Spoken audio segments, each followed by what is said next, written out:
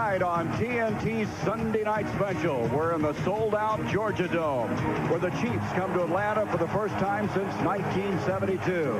The Chiefs looking to go 3-0 for the first time since '66, meet a retooled Atlanta Falcons team under new coach June Jones. Hi again, everybody. I'm Gary Bender. It was 25 years ago the Chiefs won the Super Bowl, and after their huge win over San Francisco last week, there's a sense in Kansas City this could be their year to return to the Classic. On the other hand, the Falcons are a team that could be one of the surprising teams in the NFL, and they look at this game tonight as a test to see how far they have come. This is a football team that really has some weapons. With me is Pat Hayden, and Pat, we have the master, Joe Montana, against the revitalized Jeff George. You look at Montana, he's playing with so much confidence. As an end result, so are the Chiefs. Well, you know, their defense, the Chief defense has played with confidence for a couple of years now, but this offense is really beginning to come on, and it's because of Joe Montana. When Joe Montana is your quarterback, everybody on your team feels like you have a chance to win the game, regardless of the score, regardless of the circumstances. You see what he's done this year. No interceptions to 4 touchdowns. The other thing about Joe Montana is he has spread it around as he always does. He's used the tight end. He's used wide receivers. He's used backs. But the key for Montana tonight, I think, Gary, really, is the yards after the catch. They're going to catch those short passes. They want to turn those 10-yard receptions into 20- and 30-yard receptions. After 4 unhappy years in Indianapolis, Jeff George has found a new life. The change of scenery has really helped him. He's been putting on a passing clinic. Yeah, he really has. He's as hot as any quarterback in the NFL right now. This is a guy that's completing 77% of his passes. You see what he's done touchdown-wise, interception-wise. But look, 277 straight passes without interception. That is phenomenal. Now, while Montana is spreading it around, he is throwing the ball to Andre Rison. He is waiting for Andre Rison. Andre Rison's caught 26 passes, 4 touchdowns. He's going to look for him again tonight. But I think one of the keys for them is really trying to get some passes on the right side of their formation. Rison lines up on the left. They need to throw some on the other side. Well, we know Montana's headed to the Hall of Fame, but there's another Chief that's also headed there. That is Marcus Allen. He is a complete football player. You know, Gary, I think he can run, he can catch, he can block, he sometimes throws, but I think his greatest contribution to the Chiefs right now is his leadership. The expectations he has about his performance and the way he prepares himself for games, I think helps all that Kansas City team. Now, Marty Schottenheimer's worried that, hey, maybe we're using him a little bit too much. They're going to spot him tonight with Greg Hill, the #1 draft pick. But you wait and see. All the critical situations, Marcus Allen will be in the game. Well, the Atlanta Falcons are excited about their running back, Eric Pegram. You know, Pat, he may be the best unknown player in the NFL. Well, I agree with you. Here's a guy that last year ranked 4th in rushing in the National Football League. He had more yards rushing than Barry Sanders. Everybody thinks about the running shoot as a passing offense, but I think it's a very good running offense as well. Remember, you're going to have 5, 6, 7 defensive backs in the game at a time. Not too many big bodies to stop the run, Gary, so that gives him a lot of opportunities. And if he starts fast, that slows down the pass rush. Okay, we have Montana, we have George, we have Allen, we have Pegram. This is going to be a high-scoring game. I think so. I think we're going to have a high-scoring game. We're certainly going to have a lot of passes thrown tonight by both of these football teams. So for the Chiefs defensively, I think what they have to do is find a way to slow down Andre Rison. You're not going to stop him, but slow him down like they did with Jerry Rice last week. And for this Falcon defense, I think the key thing is tackling tonight.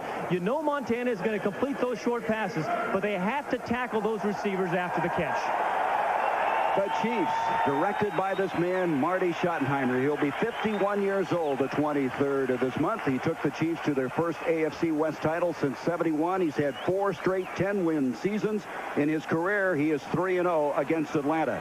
And the new coach of the Falcons, June Jones, he's 41 years old. These last 3 years, the offensive coordinator for Atlanta. Very patient, a good listener, truthful with his people, replacing Jerry Glanville.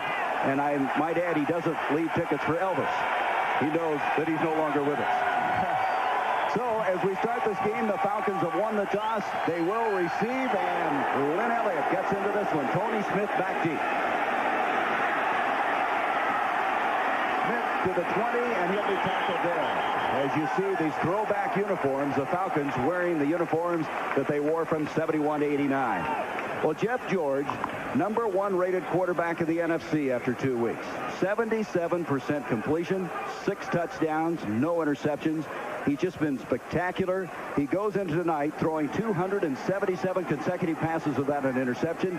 In military terms, Pat, he has a hair trigger release and a cannon for an arm. Yeah, and he's on a roll, and I think the big thing for him is he's been patient in this run and shoot. He always wanted to throw the ball downfield, but this year he's been patient. He'll start just across their own 20.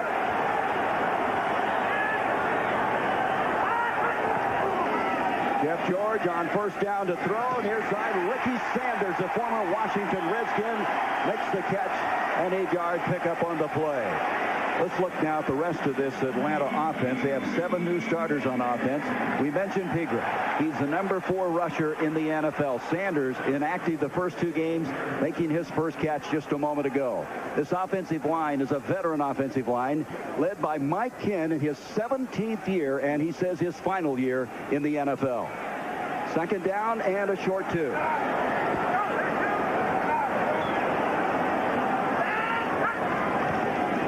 Pegram trying to get the first down. He's got it. Across the 35 to the 36-yard line. Defensively, let's look at this Kansas City team. They have gone to a 4-2-5 to go against the run and shoot. Up front, Eric Thomas and Smith will be switching around a lot as we watch this game. They'll start 2 linebackers in Jamison and Jaime Fields. And in the secondary, 5 different people, as they'll have Jay Taylor, a very good cover man, starting as one of 3 cornerbacks. First down at the 38.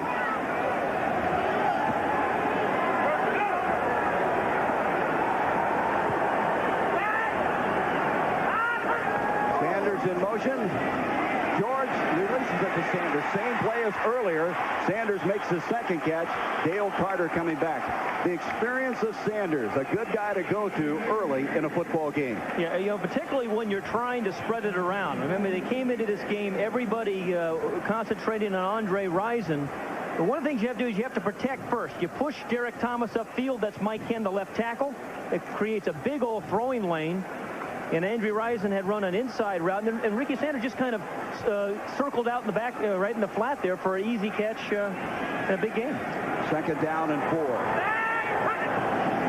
George to Pegram. Pegram gets to about the 45. They'll be 3 yards short of the first down. Mark Collins coming up to make the stop.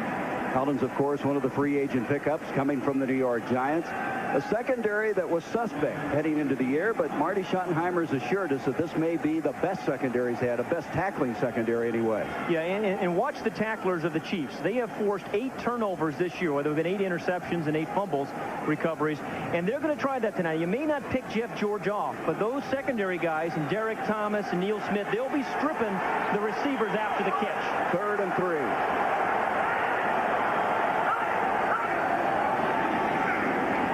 George, near side, and Jennifer Riser gets picked off. Intercepted. Running over this Dale Carter, and he's knocked out of bounds short of the 25-yard line. And as you just spoke about an interception, Carter comes up with one, his first of the season. And that will end a streak of 279 consecutive passes without an interception for this guy. The receiver right here is at the bottom of the screen, and that's Andre Rison. Now, with Rison, they throw the ball to him even when he's covered. But Dale Carter indeed had him covered. And you're going to see some of that tonight by the Chiefs. They'll try to stop Rison in a couple different ways. That time it was plain old man-for-man coverage. Dale Carter on Rison, and he did the job. Joe Montana will start from the 28. Gives out to Marcus Allen, and Allen gets a couple of yards. Montana, we called him the master at the start of this broadcast, a legend, arguably the greatest quarterback of all time. At 38, the oldest starting quarterback. He's worked hard in the offseason. Says he's the strongest I've ever felt. He's a perfectionist. He doesn't make mistakes. He doesn't throw bad passes. Yeah, you know, everything he catches, throws, is catchable, except for the ones he throws away. But he said tonight the key for him is protection. They have to pick up the Falcons' blitz. 2nd and 8. Montana to Allen. Allen trying to get outside. A flag is thrown as he skirts inside the 20 to the 17, but a penalty flag.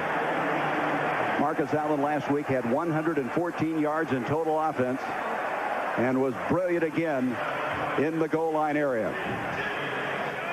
Holding against Kansas City, Johnny Greer, our referee.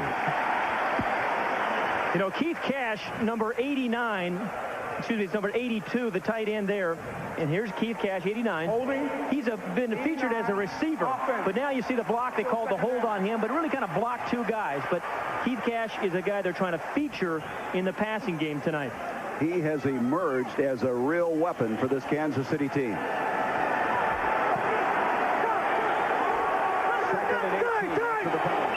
Timeout called by Atlanta. Some confusion. Vinnie Clark running over to the near sideline, getting the head linesman's attention, and so the Falcons will burn their first timeout. So we'll take a timeout. The Chiefs, after the turnover, have the football when we return. The Georgia Dome, where the Chiefs have the football now, resting at the 37-yard line of Atlanta. An interception by Dale Carter on the initial series, ending a streak of 279 consecutive passes without an interception by Jeff George. Montana will bring him out with two receivers split to the top of the field.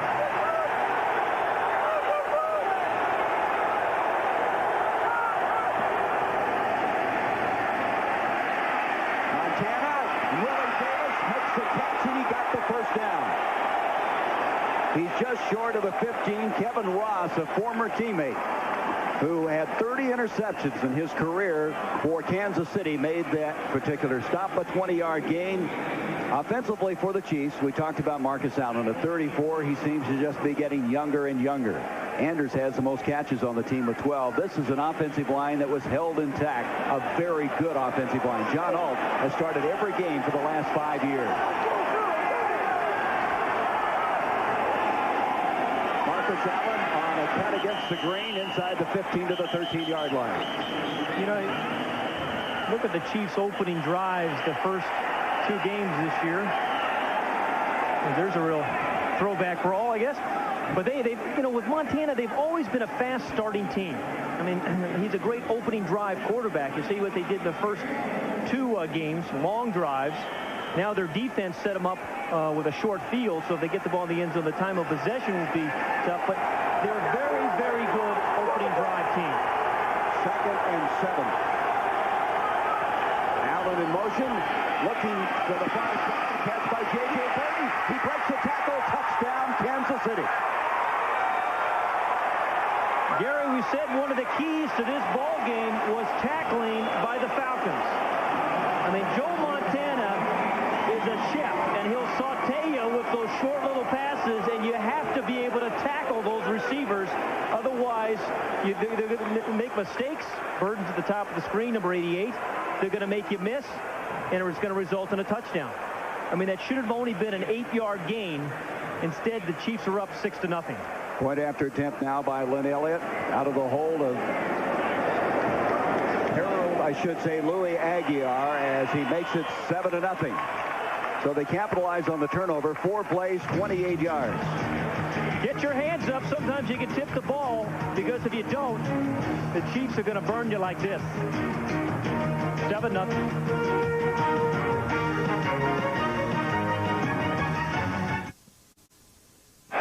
Joe Montana with his 5th touchdown toss of the year. 7-0 Kansas City. Tony Smith on the return. And picked up, and a flag comes flying as he comes across the 25 to the 26. Steve Minuski up to make the stop. But going back to that last drive, it was very typical of a Montana drive. Yeah, this is a perfect throw. This is the pass that set up the touchdown to Willie Davis, who was 2nd and 18 at the time for 20 yards. And, you know, in between 3 defenders, he throws the ball so accurately, Gary, he really essentially catches the ball for you. I mean, if you just get your hands up, you're going to catch it. Holding, number 27, during the run back. First down. Well, I like Johnny Greer's new outfit. The 70. He looks like a little like Payne Stewart with the hat, doesn't he? I wonder if he plays golf as well. That's kind of vintage 50s. Yeah, the bow tie. Yeah, the bow tie. And, you know, they actually used to wear those bow ties, officials, back in, I guess it was back in the 40s. Well before your time, sure. So after the penalty, the line of scrimmage now will be the 15. Sanders in motion. George hits Terrence Mathis, and Mathis, the former New York Jet, has a first down as he comes across the 25 to the 26 and 11-yard pickup. You wondered, Pat, how Jeff George might respond after throwing that interception in the previous series. In a run-and-shoot offense, Gary, sometimes you're going to roll away from an on-rushing defender and get rid of the ball. You're not going to block him, but you get rid of the ball before he gets there. So you can double up over on Derek Thomas's side, leave Neil Smith free, roll away from him, and still get rid of the ball quickly. Mathis' 15th catch of the year. He came in here tied for third for leadership in the NFL.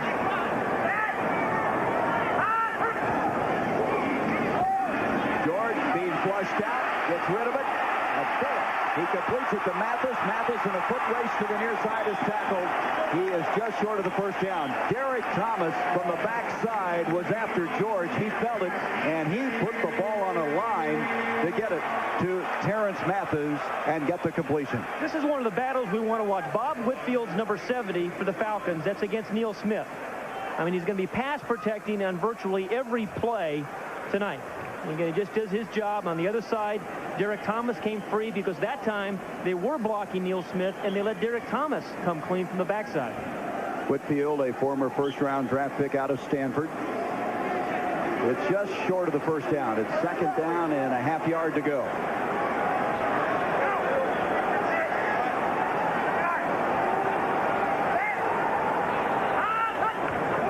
In motion, Pegram trying to get the first down, and it's not going to be easy as he slams up the middle. Neil Smith, number 90, one of theirs to stop Pegram on the play. Pegram, I think, is one of the keys for Jeff George tonight. Jeff was saying to us this week that if we can get him into the flow early and get some success, boy, it makes it a lot easier on me. And it slows down Derek Thomas and Neil Smith on the outside. They're going to have to measure and see if he did get the first down. One thing that's good about this offense, you've talked about this so often, Pat, it's known for its passing, but boy, does it set guys up like Pegram. There's a lot of space to run in. A lot of space, you know, 6-7 defensive backs. The Falcons take big line splits. It is a good running formation. Well, as you can see, they did not get the first down. It's going to go to a third down and inches. June Jones, you know, it's an old cliche, but it's true. He is a player's coach. He's really brought some normalcy back to this situation. The players seem to be very positive about the role this team has, and they have a chance, Pat, to be one of the surprise teams. No, I think so. I mean, I think this could be a playoff team. I mean, offensively, they're going to be good now. Third and inches. You know, Jeff George is split to the near side on this play. That means that Bert Emanuel, who was a quarterback in college, and Rice, number 87, was lined up underneath center, and he got the sneak in the first down. Well, you know, they did this, was it last week? They did it last week. Bert Emanuel actually took a snap and he threw an interception. But here's Jeff George right down here. And they're going bump and run, as you can see, because they do respect his speed. But here's Bert Emanuel, who's normally a wide receiver. He just sneaks it. Actually, Jeff George got double coverage on that one. Did you see that? Yeah, a lot of respect for his wide receiver ability. They got the first down.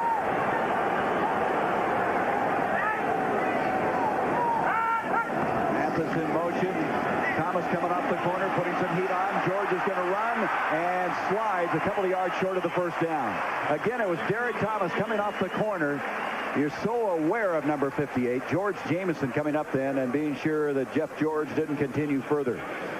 The Giants are 3-0, and I'll tell you, that team, under the direction of Dave Brown, the rookie, the Vikings with 42 points today. Their offense is back.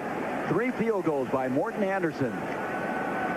And the 49ers with that beat-up offensive line. And where is the offense for Buddy Ryan? Second and 2. Pegram breaks the first tackle, and he gets the first down. That's the good running back, Pat, that makes the first guy miss. And there was a good example of it. Yeah, the other thing, though, is, too, when you're Derek Thomas, everything looks like pass. I think he was coming upfield, and he was charging the quarterback, Jeff George, so fast. Pegram, you know, just ran right by him. The Bills didn't have a lot of offense, but they picked up the win. Steelers early really giving up the big plays. They came storming back, and the Patriots continue to have a lot of offense. Do you know that Drew Bledsoe has over 1,100 yards passing through 3 games? Yes. Oh, you did? I did know that. Yes. Well, I just checked. It's a rhetorical question. Those are the easiest kind of answer.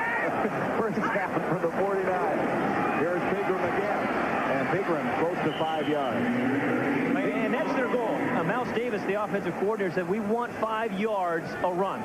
I mean, and they should get it again with the way they spread people out and with the wide receivers they have, Andre Rison, and now they got Ricky Sanders and Terrence Mathis, averaging 4 yards a carry tonight. So Pigram, a really busy guy. In the first game this year, he carried the ball 23 times. Second down, 6 yards to go. Pigram again makes the first down hit to the 40, 35, and tackled inside the 35 for first down. And again, this guy is a talent. He was 4th in the NFL in rushing a year ago, and he has that same standing after 2 weeks this year. That's a 12-yard pickup on the play. You know, one of the ways to slow down a big pass rush is to trap, and that's what you're going to see here by the Falcons. I mean, you get some things going, you throw the ball, you want to slow Derek Thomas and Neil Smith down, you run some draws, you run some traps, you throw some screens, and then you come back and get the ball to Andre Rison. That's a good call there. This is a good drive for Atlanta after suffering the interception on the previous series. Pressure coming, gets it off to Pigram, and he's going to be tackled by Dan Saliamore. There is a flag on the play. Again, Pat, to back up what you said, when you got a lot of pressure coming, screens work, but a good play by Saliamore. Screens, draws, traps. Yeah, Marty didn't like that. I think it's roughing the passer is going to be the call on this play. I like these hats. I've seen you wear one of those on the golf course. They're kind of nice. That's why you like it. You stick around, it'll come in fashion. Personal foul. That was 40 years ago. Roughing the passer. Number 58, defense. First down. Another big matchup is Derek Thomas against Mike Ken. Mike Ken's number 78 for the Falcons. The right of the screen pushes him away. I don't know. I mean, they're calling all the close ones for the quarterbacks this year. I'm not so sure that was roughing, but and coming from an ex-quarterback, that's quite amazing. Well, you would think that that might be skeptically done. A lot easier up here now. Hey, you know, you said this is kind of interesting to see how Jeff George is going to respond to the interception. Well, so far he's got this team moving. I mean, another first down. They're in scoring position right now. And again, doing exactly what we watched on tape, distributing the ball, trying to negate some of the rush. It's an offense that's very hard to prepare for. Yeah, what they've done well so far in this drive, though, Gary, is use Eric Pigram, running the ball and on a screen pass. So the first down after the penalty sets it up at the 25 of Kansas City. The Chiefs lead it 7-0.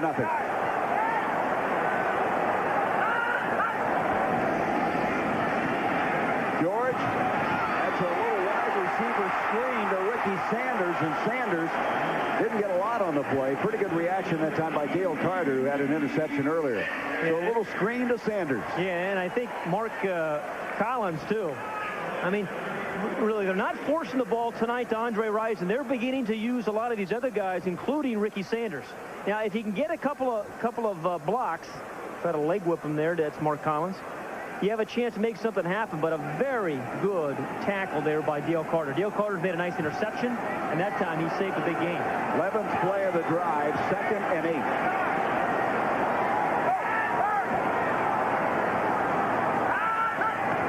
Mathis goes in motion. George looking his way over the middle. Mathis near 6 points. Double coverage from Mark Collins and Charles Mincy on Terrence Mathis, who played for the New York Jets, coming over as a free agent. Well, remember this Chief defense. Last week he did a great job on those San Francisco wide receivers. They did it with a rush, and this time you're going to see Derek Thomas at the top of the screen, right side, 58, and they did it with good deep coverage. Mincy, number 42, is there. Collins, number 25, is there. I mean, they're going to force you to be patient and throw the ball underneath them and run after the catch. June Jones, a near miss. 3rd down and 8, and they're going to have to use another timeout. So Atlanta has used their second, and that's what the grimace is all about. June Jones not wanting to use 2 timeouts here in this first quarter. 3:31 to go in quarter number 1. 7-0 Kansas City. Chiefs 7-0, but right now Atlanta with a big 3rd down and 8 coming up, and Atlanta's been very efficient. They are leading the NFL on 3rd down conversions, 64% coming into this game tonight. And you see the Chief defense, as good as they've been playing defense and creating turnovers, the 3rd down defense is a big worry. Tonight they're 1 of 2 on 3rd down.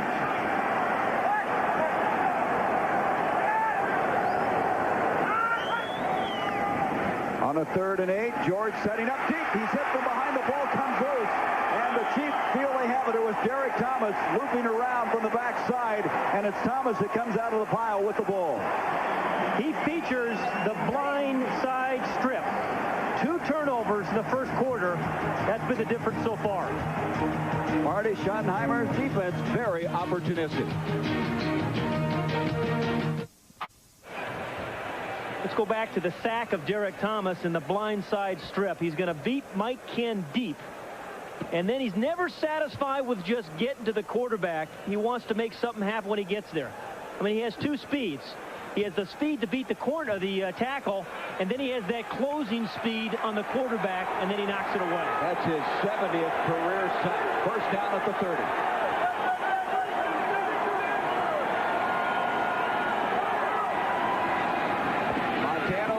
Keith Gaddis gets tight end. He's got a first down. He's hit hard as he was tackled by former teammate Kevin Ross. That's an 11-yard pickup on the play. You know, Gary, I really believe that the largest determining factor in the NFL is turnovers. And they've seen 2 of them tonight. But watch 32. We talk about him, all the things that he can do. The block there. I mean, it's the subtle things. It's easy to see him when he's running and easy to see him when he's catching the ball. But it's blocks like that that set Montana up. First down, Montana, play action. Near side, the catch is made by J.J. Burton. He's knocked out of bounds. That'll be another first down, just short of the 35. You mentioned turnovers, Pat. In the first 2 games, Atlanta suffered only 2. They've already committed 2 tonight. Well, you know, Kansas City now, after today's game, is the only team in the NFL that has not turned the ball over offensively. Everybody else has. And they've gotten 10 on defense. Started with great protection. Now, we said about Joe Montana, he has always used all his weapons, and he's thrown it around again tonight to a lot of different people.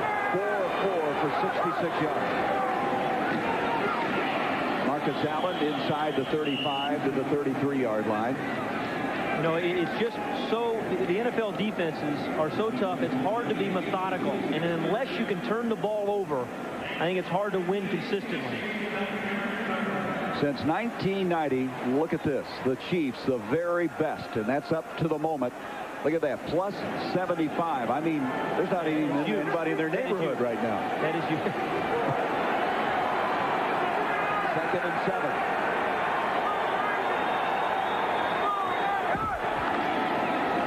Allen in trouble, tried to spin out of it.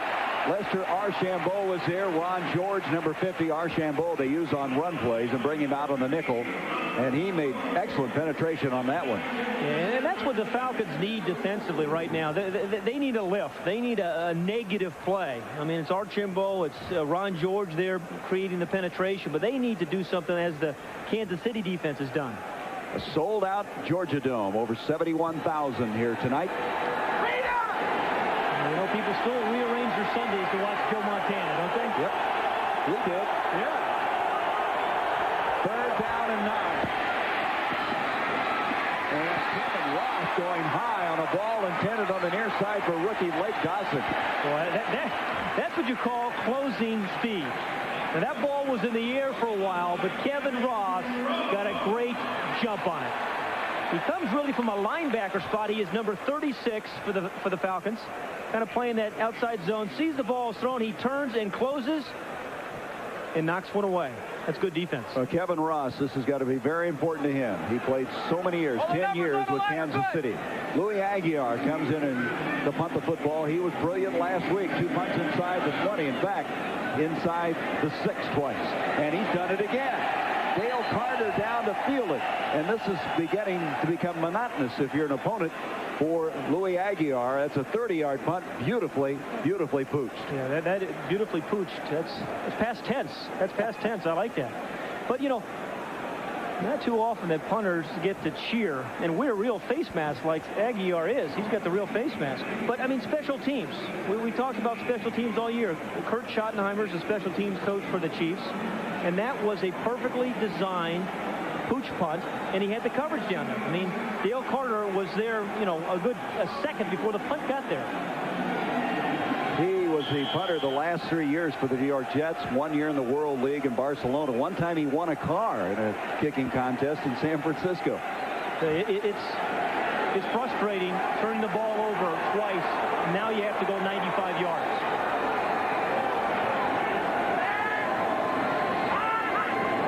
In motion, George setting up in the end zone, comes out with a rifle shot and completes it, and they get some breathing room on that particular play. It was Mathis again. What's happening in this game right now is Rison not seeing so much activity. He's been looking to Mathis, his running backs, distributing the ball elsewhere. You know, this could be frustrating for a defensive lineman because the quarterback gets rid of the ball so quickly. He rolls to one side, 3 steps, the ball is gone, and then you have a first down. Yeah, Andre Rison, you're right. Andre Rison has not caught a pass tonight. And coming into the game, he had 26 catches, leading the NFL. He's on a pace to catch 208 this year. George to Mathis again. Dale Carter can't bring him down and eventually stumbles forward across the 25 to the 27-yard line, a couple of yards short of the first down. Hey, Dale Carter's having a heck of a start to this football game, Gary. You know, the interception. He's kind of manned up there on Andre Rison, has been so far. I mean, he downed the punt, and he's made a couple of nice tackles. And we have now come to the end of this first quarter as Jeff George still not going to his favorite receiver, Rison. This time it's Mathis, as we'll be back with quarter number 2.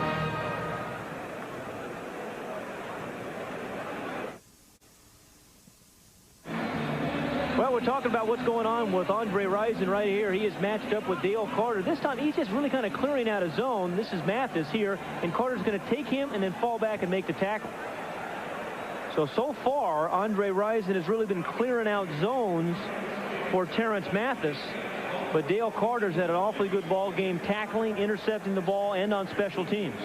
But if they're going to win the ball game, they're going to have to get the ball to Andre Rison. Look at those numbers.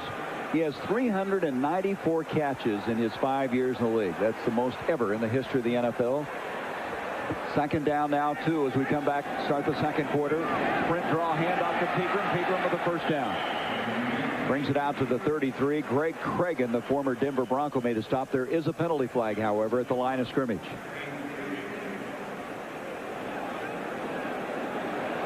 It's offside against the defense, the Chiefs.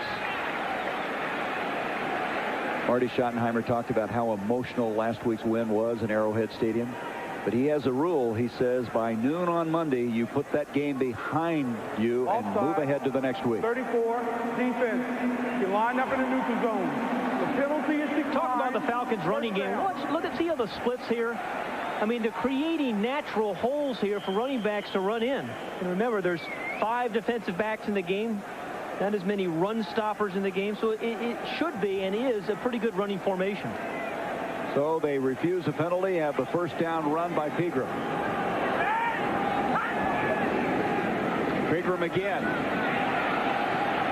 Gets the ball coming, he fumbles the ball, it's come loose. The Chiefs have it as they bring it forward, and guess who's got it again? Derek Thomas. He seemingly is everywhere on this football field. Yeah, he rushes the passer, he sacks the passer, he strips the ball carrier, and then he hustles downfield. I mean, he and Neil Smith, even when the ball's thrown downfield, they're running around. I mean, this is incredible. 3 turnovers here in the first half. We just started the second quarter. Thomas fights off a block. It's Jaime Fields, number 59, I think, who caused a fumble. And again, Thomas is in the right place. Thomas with that big game last week. We had 3 sacks, 1 for a safety, a sack, 2 fumble recoveries tonight. Montana setting up, complete to Marcus Allen, and Allen will be tackled out of bounds, short of the 15-yard line. Roger Harper who plays that star position, which is in effect a strong safety for Atlanta, was over to make the tackle. You know, it makes you think about Montana. We talked about his accuracy, but the way he can find guys who are open. And we were talking to Marcus Allen. He said, hey, if you just get open, Montana will find you. You know, the big catch at the end of the game last week against San Francisco. Marcus Allen was really the fourth option for Montana, but still got him the ball. And they want him in there in critical situations. 2nd down and 6.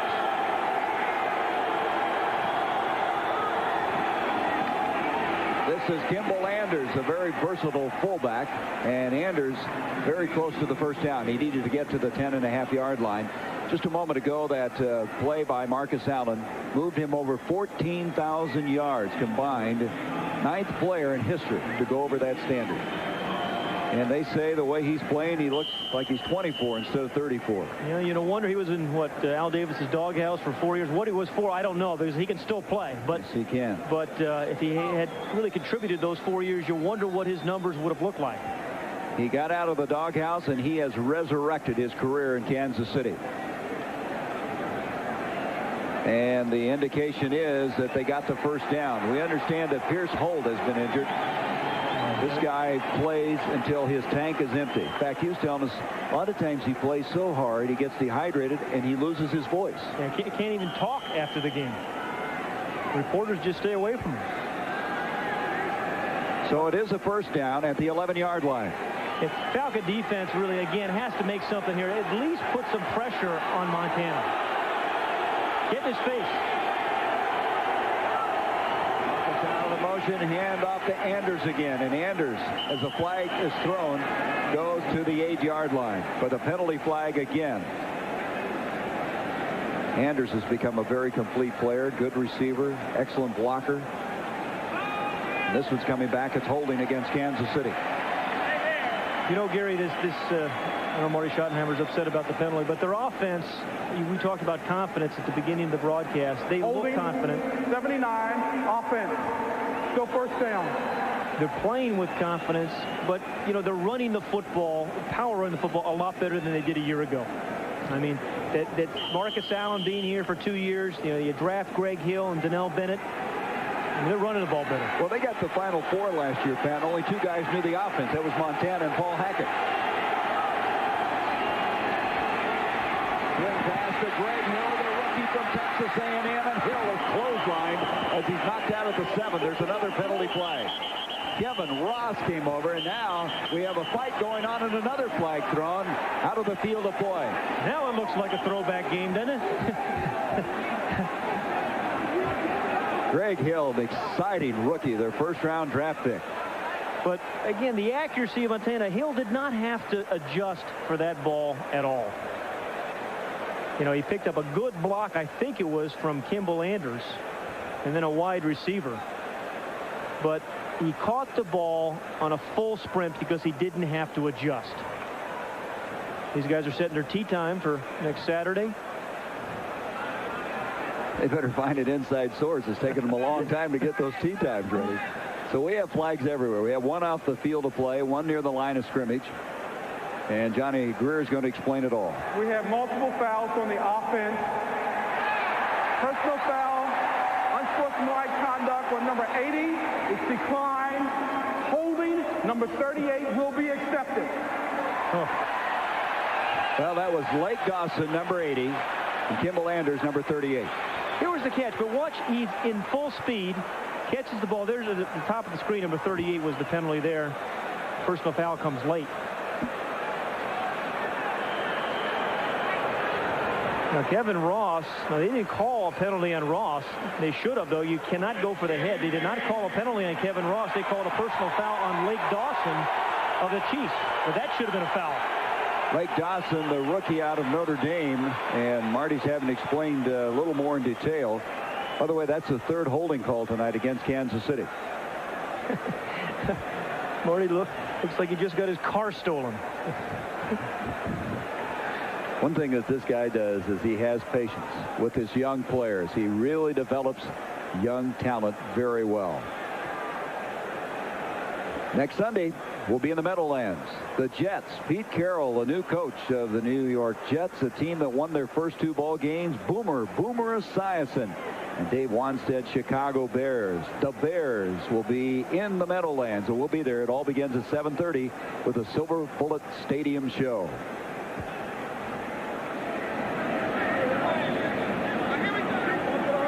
Understand the injury to Pierce Holt is a right shoulder that he's been having some problems with, but we expect him back. Yeah, I think it takes a lot to keep Pierce Holt out of a football game. I mean, that is one determined player. Now it's first to the bunch. First and 30, back at the 31.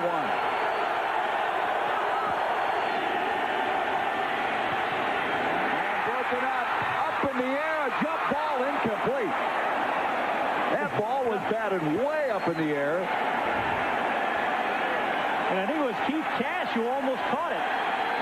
Archambault tipped it, and then Keith Cash made a great play to knock it away.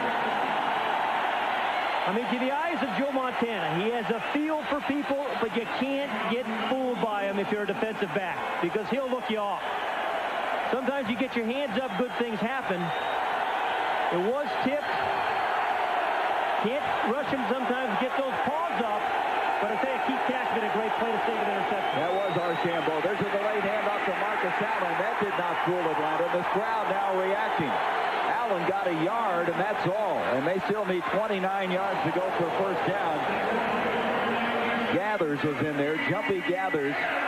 Number 97 who made the stop. Yeah, you just want to finish up the point, though. Here, this game so far has been a game of turnovers. The Falcons have turned it over, and the Chiefs had an opportunity there. But it was a great play by Keith Cash, the tight end, to keep the ball alive, to make sure a Falcon didn't catch it. Great play by him. 3rd and 29.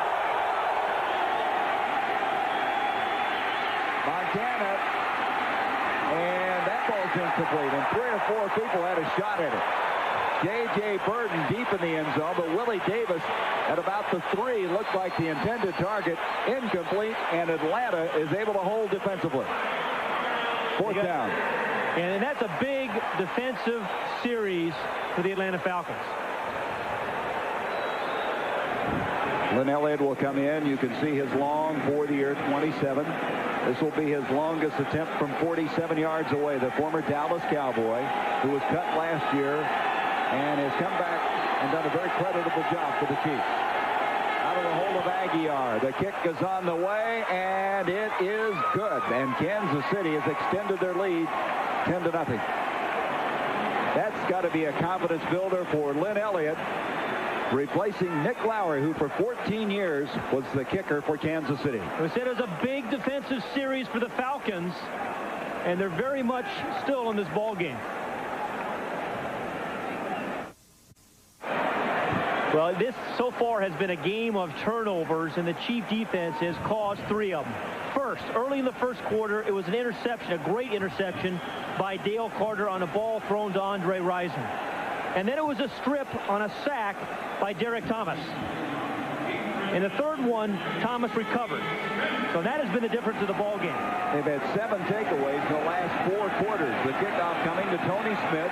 Down at trailing now 10-0, and Smith is tackled at the 17-yard line. Interestingly enough, Pat, in the first 2 games, the Chiefs scored only 14 points off of those 8 turnovers. Tonight, they picked up 10. All 10. So we have 11:23 to go in this first half. Jeff George and the Falcons trailing 10-0. With Pat Hayden, I'm Gary Bender. We have 11:23 to go in the first half. The Chiefs with 3 turnovers leading to 10 points, and now this is the 3rd of 4 drives starting inside the 20-yard line for Atlanta. And the GMC truck leaderboard, all-time passing leaders, and Montana's right up there, and he's ahead of everybody in NFL titles. Yeah, that's right. That's a pretty good list. If I didn't have all those 35,000 yards called back on penalties, I would have been up there. Yeah, the negative yardage really hurts. Here is George going deep, and he overthrows Rison. And Rison still looking for that first catch. Dale Carter defending on the play. Yeah, Dale Carter, we talked about the kind of game he's had. He's covered him short. That time he covered him long. The penalty against the Falcons. You know, Dale Carter's tackled guys, wide receivers after the catch. He's played well on special teams. He's done almost everything so far tonight. One thing he's done, he's become a good listener. He's listening to guys like Mark Collins and William White in the defensive secondary. He's got a world of talent. Yeah, and now if he starts listening along with that, he could be deadly. Illegal formation, number 78, offense. He didn't line up on the line of scrimmage. Still first down. Boy, with this new rule, that's pretty hard to have happen to you. Well, it also shows you the effect that Derek Thomas can have on an offensive tackle, Gary. I mean, when you're worried about a guy coming around and hitting your quarterback and causing fumbles as he has so far, then you are going to line up off the line of scrimmage. Field of position not good for this Atlanta team, and they back up after the penalty. Here's Pickett running straight ahead, and he's out to the 22-yard line. He got a lot of that back. David Whitmore making the stop. 10-yard pickup on the play. You know, every play in the run and shoot it starts out looking like a pass. So if you're Derek Thomas, you're thinking upfield. So you don't have to out-physical Derek Thomas sometimes. You can just push him right back by the running play. And again, a good way to slow him down is to run the ball well. And he loves this artificial surface. He thinks he's faster, even though he had 3 sacks on natural grass last week. 2nd and 5, delayed to Ingram. First man misses, second man misses, but he didn't get much. He got maybe to the 25-yard line. He'll be 3 yards short of the first down. You know, Gary, we've talked a little bit about the Falcons being a legitimate team. They trail here by 10 points. But, you know, they could have been blown out already. I mean, they hung in there. They had 3 turnovers, and they've been converted into 10 points, but they're still hanging in there. But this is an important drive for them. I mean, they need a confidence builder. June Jones needs something to happen good to his offense. 3rd down and 2 yards to go. As we said, coming in here, they led the NFL on 3rd down conversions. Near side, can't hang on. Trying to come up with was Ricky Sanders, who's been trying to digest this run and shoot after playing for 8 years with the Washington Redskins. Well, and once again, Dale Carter had Andre Rison. And, you know, it didn't even look to his side. And Dale Carter is doing a job tonight. Harold Alexander will come in and punt the football.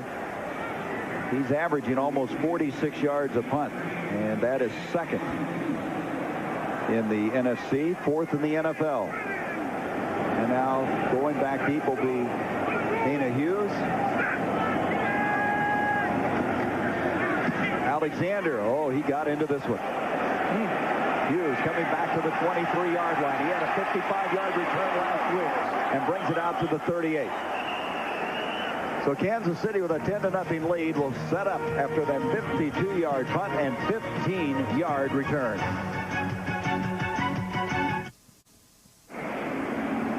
Kansas City making their first trip to Atlanta since 1972.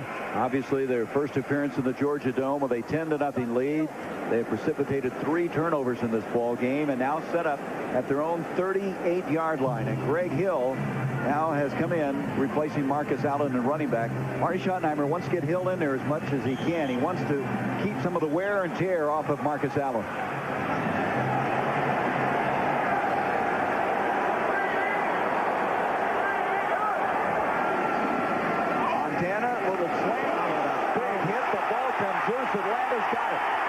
That was Willie Davis on the catch and fumble, and he was belted. I mean, really hit by Vinnie Clark, and the Falcons have their first turnover.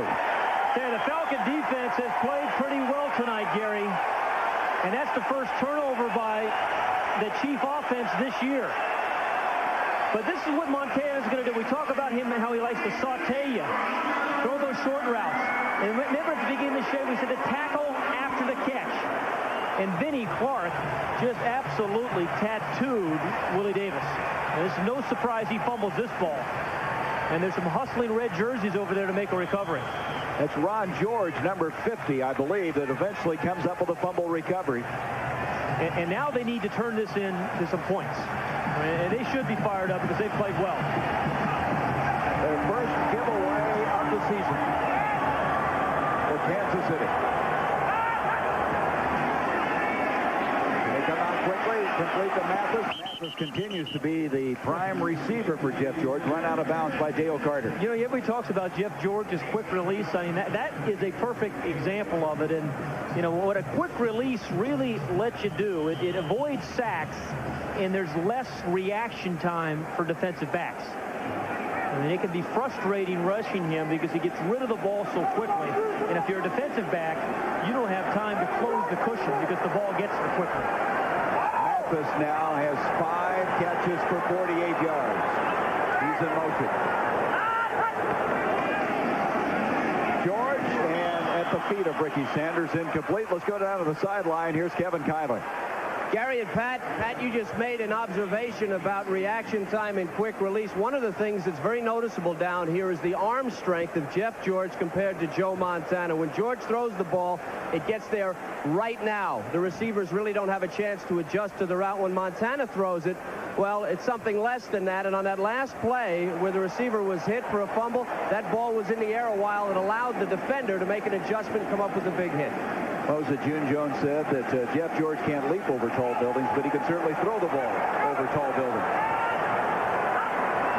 3rd down and 5. George again, and Bert Emanuel, the intended receiver, very good coverage that time. That was Darren Anderson, a man they picked up before the final preseason game in a trade from Tampa Bay. Well, Dave Adolph, the defensive coordinator, was looking for a 4th defensive back, 4th corner, and number 44, Darren Anderson, is the guy. Now, this is supposed to be what they call a fade stop. He runs upfield and then just stops and comes back to the ball. One was picked off by Dale Carter. The other one, Darren Anderson, just does a great job of knocking it away. And Norm Johnson, who has a long of 48 yards this season, will attempt a 50-yarder. His career long is 54. 50-yard attempt. Block. Neil Smith, and he's got the longest arms of anybody in the NFL, and he used it in a good stead there. Remember last year he blocked 2 field goals against the San Diego Chargers in one game to win it. I mean, he comes right up the middle. I want to tell you, the Kansas City special teams tonight, Gary, have been fantastic. Punt coverage, returns, and now a block. Number 90 gets his big left paw in there, all 6-4 of them, and thwart another Atlanta attempt. Special teams coach Kurt Schottenheimer loves it when they're able to block something. That's Neil Smith's 3rd of his career. And there's Schottenheimer, and looking at it on the Polaroids to see if what he thought was going to happen, it did. It's got to look good on the Polaroids because it looked good live. In black and white or color. First down from the 40, Montana. Going deep, Davis is wide open. And then great recovery that time by D.J. Johnson. He was beaten and somehow was able to recover and bat it away. You know, Gary, we expected a high-scoring offensive showdown, and I think we're seeing more of a defensive game than we anticipated. And we've seen some really good defensive back play by Carter for the Chiefs, and here by D.J. Johnson. Now, he had Willie Davis open. The ball was thrown a little bit late as he slowed down, and that gave the defensive back Johnson a chance to knock it away and no interference. Good play. D.J. had 2 interceptions last week. And off the Greg Hill. Going to be tackled at the 42, and here comes the flag all the way across the field. Kevin Ross coming up and making the stop. Ross making a lot of tackles in this ball game. And we're going to get the preliminary signal. It's holding against Kansas City. Is that 4 holds? I think that's the 4th hold of the night now against Marty Schottenheimer's Chiefs. Yeah, well, Keith Cash has not figured too much in the passing game tonight, Gary, but very much in the run game. He's number 89. He's their tight end, this time in motion. 89, offense. Yeah, he's the one who get called in the hole. Just kind of tackled Harper. But they think he is really developing into the type of tight end where they're going to call his number and he'll be, you know, the primary receiver. His twin brother Kerry, a tight end for the Colts. He said he's 4 minutes older than Kerry. Much more than 4. Yes. Play action fake by Montana, and he gets rid of it to Cash. The man we're talking about, and Keith Cash, who really responded in the playoffs last year, had 18 catches in the playoffs, has a 17-yard gain. They're still short of the first down. Darnell Walker and Scott Case combined on the tackle. You know, Joe Montana is just so graceful And again, maybe he's not as fast as he once was, but he still can move up in the pocket, buy a little time here, find a guy. Cash just kind of picks off the umpire there. I mean, if you get open, Joe Montana will find you no matter whether you're the first or the fifth choice. 3rd and 3, and they've got about 9 men on the line of scrimmage, and we have flags everywhere. They came up, they were in the face of Montana, and a lot of people moving before the snap of the ball. Those bow ties, are those clip-ons, or do they actually have to do those, tie those? Do you know how to tie one? I don't. It's a real skill. Do you? I guess our director, Lonnie Dale, knows how. We'll go down after the game, and he can explain it all to us. Can't tie his shoes, but he's very good with a bow tie. False start on the right tackle. Still 3rd down. Well, it was 3rd and 3, but now they're going to back up. That's a Danny Villa, number 72. You know, Marty Schottenheimer, we were talking to him this week, was saying, hey, even though we had the big win over San Francisco, he said, we did not play well offensively. He said, you know, first week we played well offensively. Last week we played well defensively, but we haven't put it together yet. Tonight, they're playing great on special teams. 3rd down and 8. Anders, and now Marcus Allen is back in.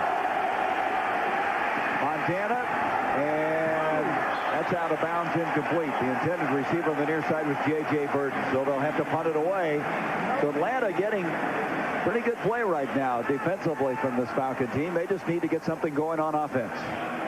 This is an absolute timing route by J.J. Burton. And Montana looked away. See, he looks inside, and then he's going to turn out. He did not fool D.J. Johnson on a timing route. I mean, we have seen some very good pass coverage here in the first half. Aguiar to punt away. Tony Smith is back for Atlanta. He's going to make the fair catch. And does. And we have a flag.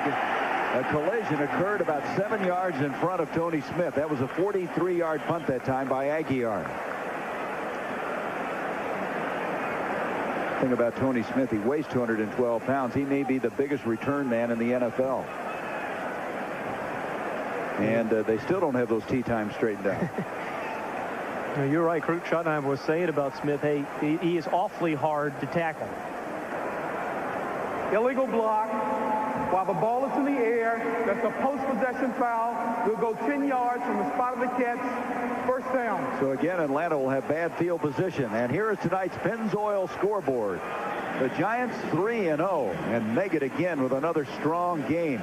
The Packers, did you see the end of that game? Yeah, they strange. could not get in. Win. Great goal line stand by the Eagles.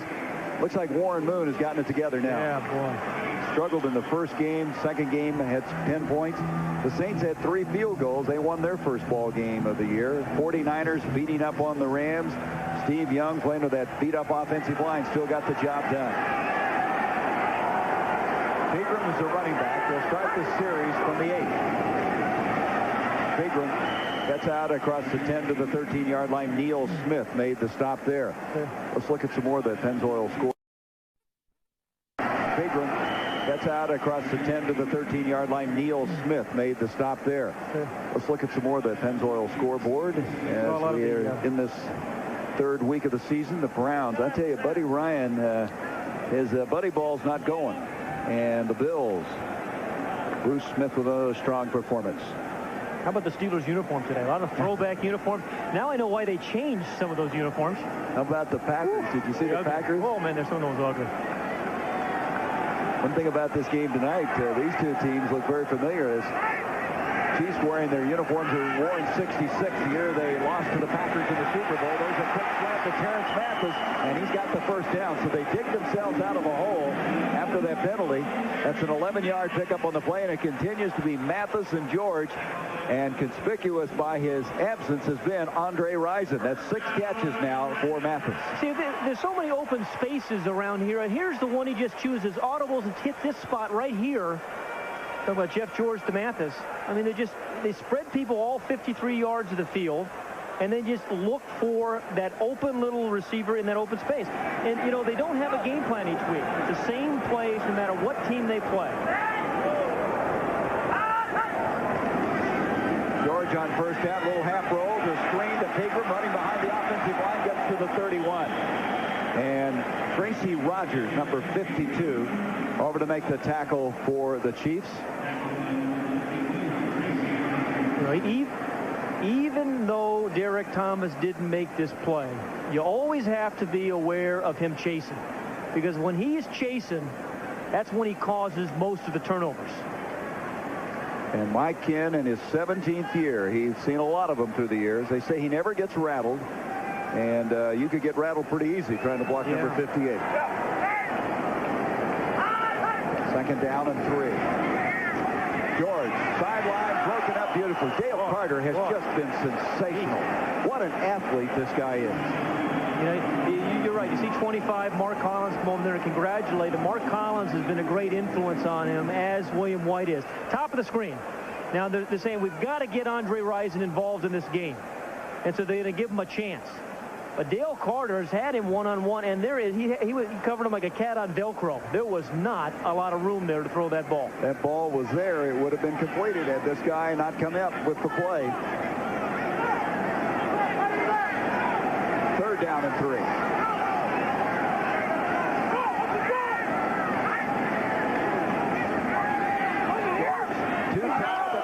Did he get it? No, he was out of bounds. They almost had their first connection of the night. Rison's upset. He thought he was in. The official said he was not. Fourth down. A frustrated Andre Rison. Well, you get covered by Dale Carter as well as he is, and you will get frustrated. Look at the numbers. 26 catches in the first 2 games. We said earlier, if he continued at that pace, he'd have 208 as the season ends. Remember, these guys controlled Jerry Rice and John Taylor for the most part last week. The punt by Alexander. Damon Hughes comes over inside the 25. Former Iowa standout was hemmed in. No place to go. Good coverage that time by the Falcons. Especially Jesse Tuggle. He's just a tackling machine. The linebacker who also plays on special teams.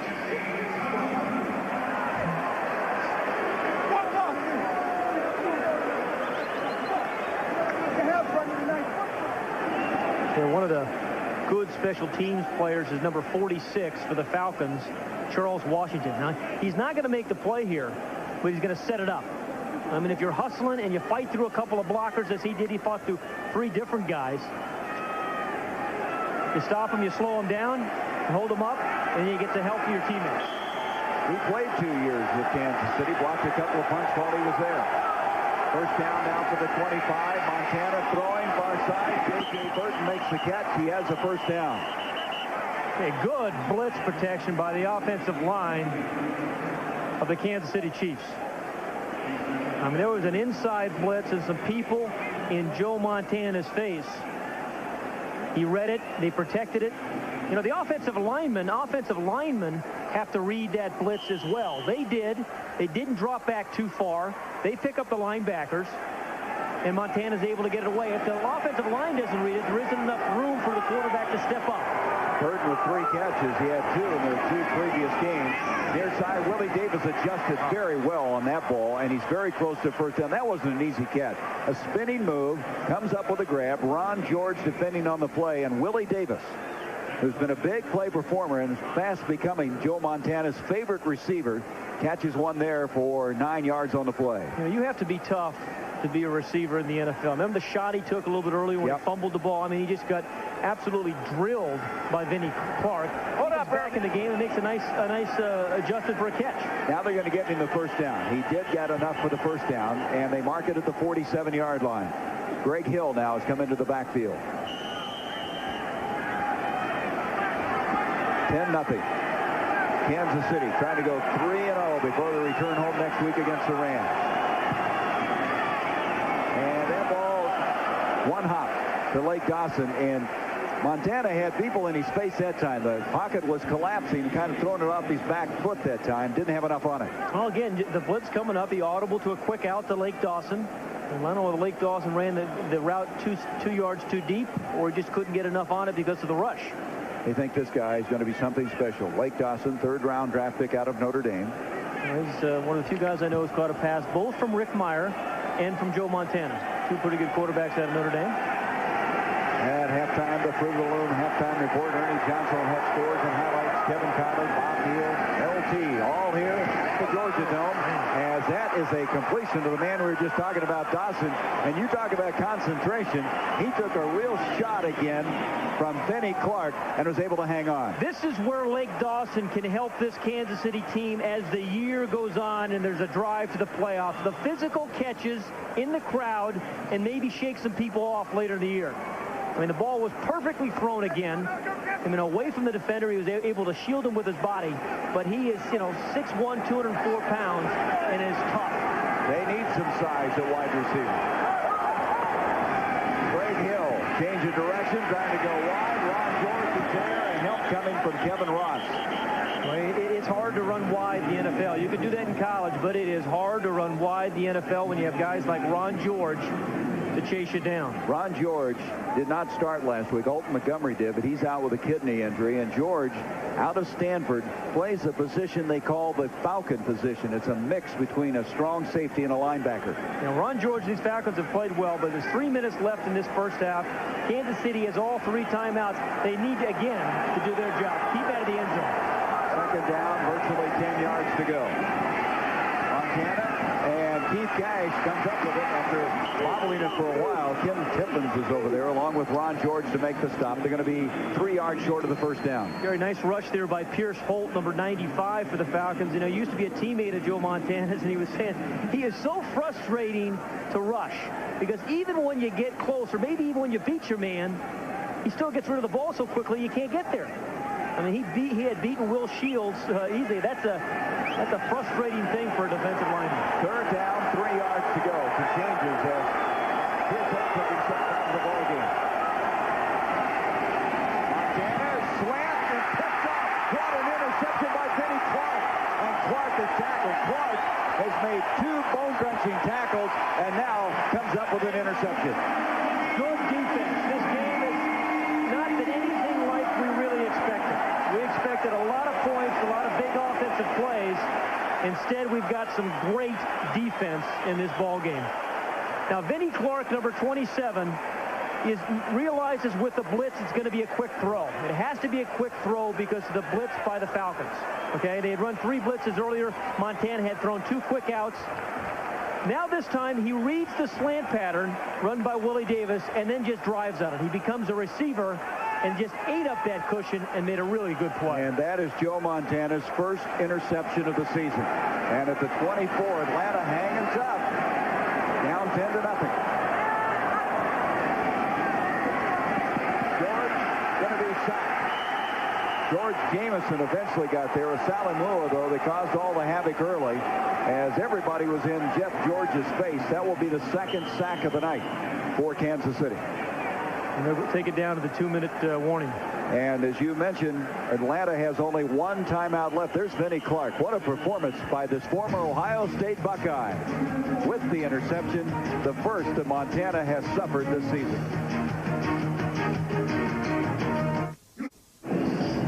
Well, we've had 5 turnovers in this football game. The Chiefs leading at 10-0, and we'll reiterate something we said earlier, Pat. Atlanta hanging in there. They're staying close, even though they're down by 10 points. That's got to help their confidence. Yeah, but now with 2 minutes left, they still, remember they wasted those 2 timeouts in the first quarter. They have 1 left, but I think it's important for them at least to get a field goal attempt before the half ends. Jeff George has hit only 3 of his last 8 passes. Now he connects to Mathis, and Terrence Mathis, his go-to guy tonight, gets it out to the 27-yard line. And that'll stop the clock with 1:55. Mathis 7 catches now, 68 yards. And it's going to bring up 3rd down and 7. Remember, it's a 4 wideout set, but they have not had a completion to Andre Rison, and they've not had a completion to Bert Emanuel, one of the other starting wide receivers as well. So it's been all Ricky Sanders, but by primarily Terrence Mathis.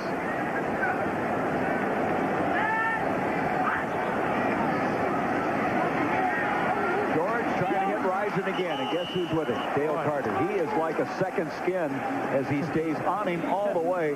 He's going to have nightmares about number 34. It is fun to watch because in today's, this is kind of a throwback game because the defense is controlling this thing. Top of the screen, number 34. I mean, everywhere Ryerson turns, he's got Dale Carter all over him. I mean, he's not interfering with him either. He had his hands on him. That was in that 5-yard zone. Alexander to punt away. 1:50 left in this half. Kansas City will have the ball and 3 timeouts. A line drive affair. Damon Hughes going to get a return. There's a flag on the play as Hughes gets close to the 45-yard line. We have a man shaken up for Kansas City. That's a 39-yard punt, a 10-yard return, and William White, who for 5 years quarterbacked the Detroit Lions secondary, is shaken up right now. Preliminary signal, an eligible man down on this return. Yeah, that's a guy that's been a big part of that defense and really helped Dale Carter. William White and George Jamison, 2 free agent acquisitions from the Lions who've really helped this Kansas City team. Absolutely. Say the Falcons have to be careful though here, Gary. This is where Joe Montana can kill you. You know, you got a tight ball game. You're up by 10 points. But there's a minute 40 remaining in the half, and everybody who watches football knows this is when Joe Montana is at his best. You got to watch out for the knockout punch in the last 2 minutes of each half. Well, we're going to see another veteran quarterback next Sunday in the Meadowlands as the Jets will have Boomer Esiason, a left-hander, the southpaw, if you will. A team that's 2-1 under new coach Pete Carroll, and there's a future Hall of Famer, Ronnie Lott. He's always causing havoc. And this is a football team that's excited. The Jets losing today, but 2-1. They'll be playing host to the Chicago Bears, and we'll be there 8 o'clock Eastern Sunday. All beginning with the Silver Bullet Stadium show at 7:30. We hope you'll be with us. So we come back with a line of scrimmage at the 44. There's 1 minute 40 seconds left in this first half. The Chiefs with 3 timeouts remaining. You know, I think one of the reasons Montana's so good at this point in the game, you know, minute 40 remaining or end of the game, is I don't think there's any doubt in his mind or any fear in his mind. I mean, most guys worry about things that they, you know, don't turn the ball over, don't do that. He always has positive thoughts going through his mind. Now we have been told that Kansas City will be assessed a timeout because of an injury in the last 2 minutes. So they'll have 2 remaining. But, Pat, to go back to your point, when you've had the success that Joe Montana's had, I think it'll be pretty hard not to be very confident. You think of the 4 Super Bowl titles and the fact he's been to 7 Pro Bowls, the MVP in the NFL. I mean, he's got some reason to be confident. Right, but most guys have some self-doubt, even the successful ones. I just don't think Montana ever seems to feel it. And because he doesn't, I think the people around him are a lot more confident. Boy, that's true. Through osmosis, if nothing else. They're paying attention to him, too. Yes, sir. The master, the legend, if you will. So here we go. The Chiefs now with 2 timeouts left from the 44.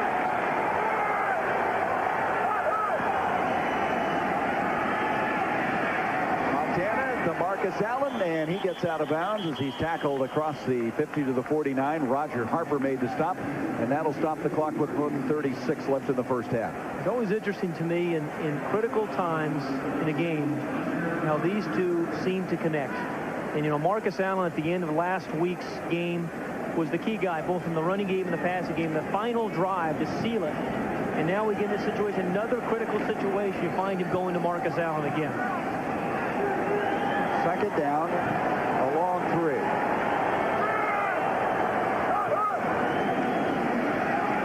Montana completes to Willie Davis. He's got a first down inside the 40 to the 39. Did not get out of bounds. The clock continuing to run. That's a 10-yard gain. Kansas City, as Joe Montana can do, is moving the chains.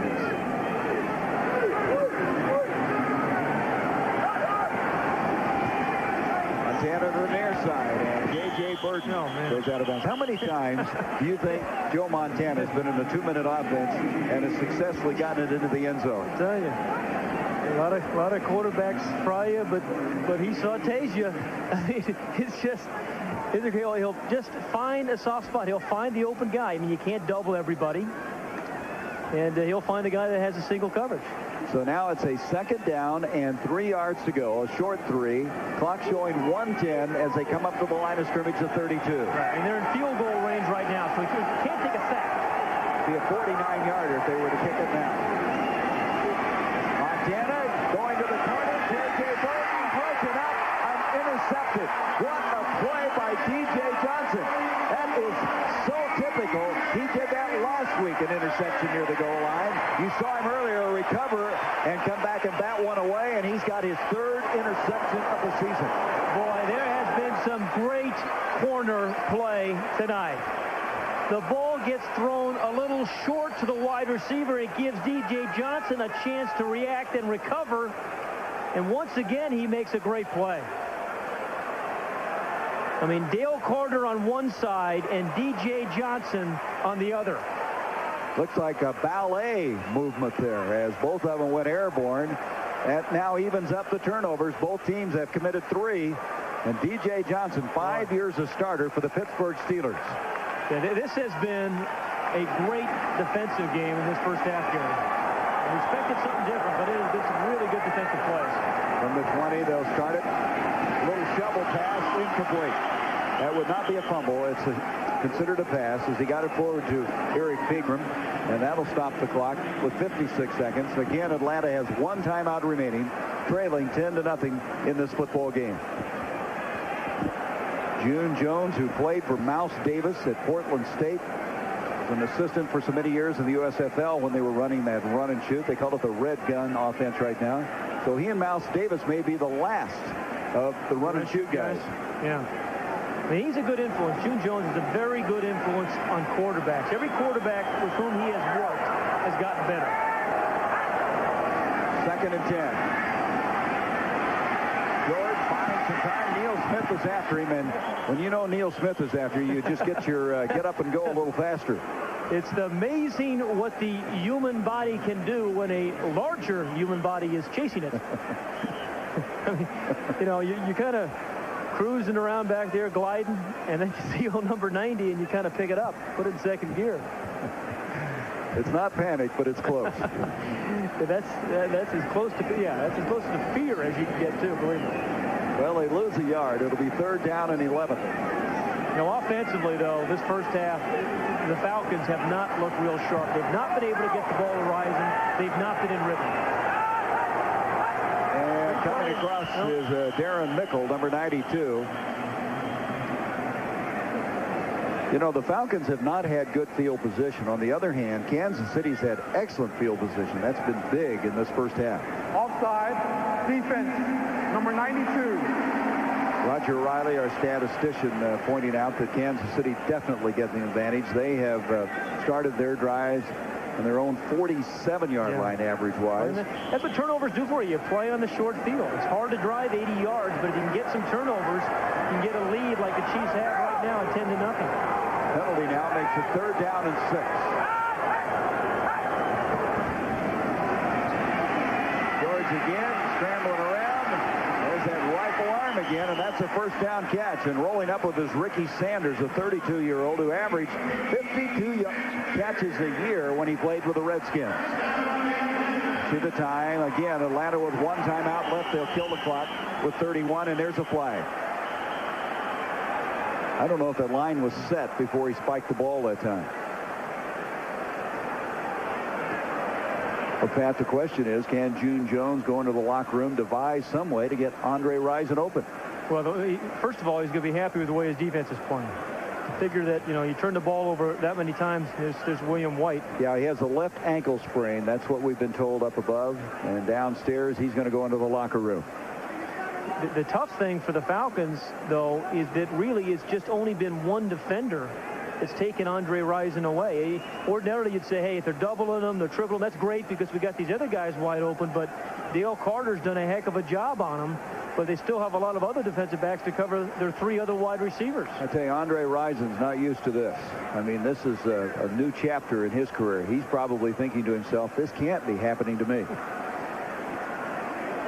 You know, and again, if they're going to win in the second half, the other receivers are efficient wide receivers, but Andre Rison can break a game open. 90 the last time without a reception. And again, 26 catches coming in, and he's just been unstoppable in the first 2 weeks. We've still got another one of those discussions about what they're going to do tomorrow, I guess. We have an illegal formation, number 80 offense. The formation was never legal. By rule, we're going to run 10 seconds off the game clock. Okay. Now, Rison's having one of those nights. Yeah, that hurts you more than the penalty. I mean, more than the yardage. Now, they need about 35 yards to give Norm Johnson a chance, Gary. You know, they have 1 timeout remaining in 21 seconds.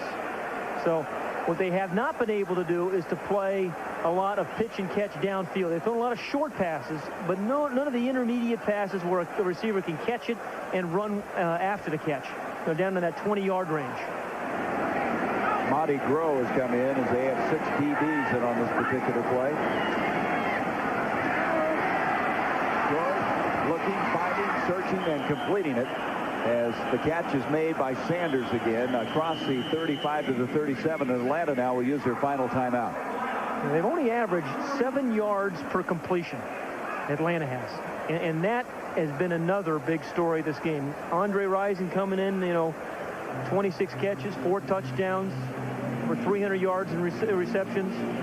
But they've kept the Chief defense kept everything in front of them and made it really, really tough to get those 15, 20-yard routes. Pat, to follow up on your thought, and talking to Marty Schottenheimer, he said one advantage we have is we have played against Houston, against the Oilers, played them in the playoffs, played them the year before in the regular season, and they have a theory on how to play the run and shoot. Well, that theory has been very effective here in the first half. Well, like I say, what they're doing right now, Dale Carter, if you can have one guy take away a top receiver, you can do a lot. That's Dave Adolph, the defensive coordinator, and that's what's happened. Dale Carter's been largely responsible for the way they've been able to play the other 3 wide receivers.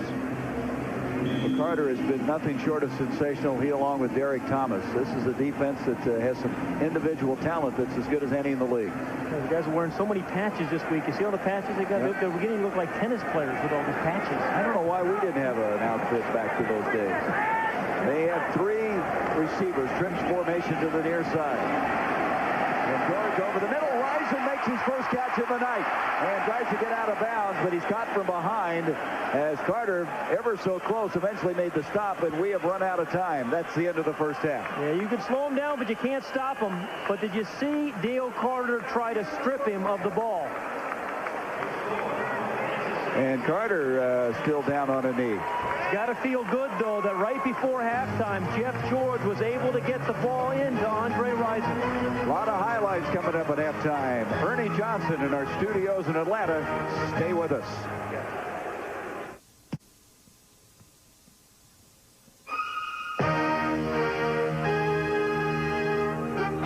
The Fruit of the Loom halftime report is brought to you by Fruit of the Loom. Clothes that make you feel good. They're at the break at the Georgia Dome. There have been 6 turnovers. Andre Rison, only 1 reception. Joe Montana, a touchdown pass. The Chiefs over the Falcons, 10-0. Ernie Johnson in Atlanta with the Fruit of the Loom halftime report. This is week 3, and so far 3 teams have gotten out of the gate at 3-0. The Jets and Dolphins took aim at that perfect mark this afternoon at Joe Robbie. The Jets winning 5 of the last 6 against their AFC East rivals. Typical sweltering day in South Florida, about 100 degrees. Dolphins leading 14-7 in the third. Check this out. Marino, play action, rolling to the right side, could run if he wants to, but fires downfield, complete to Jackson at the 10. He's at the 5, still going. Wow! Flyers in for the touchdown. Keith Jackson, lateral to Urban Fryer. Touchdown, Dolphins.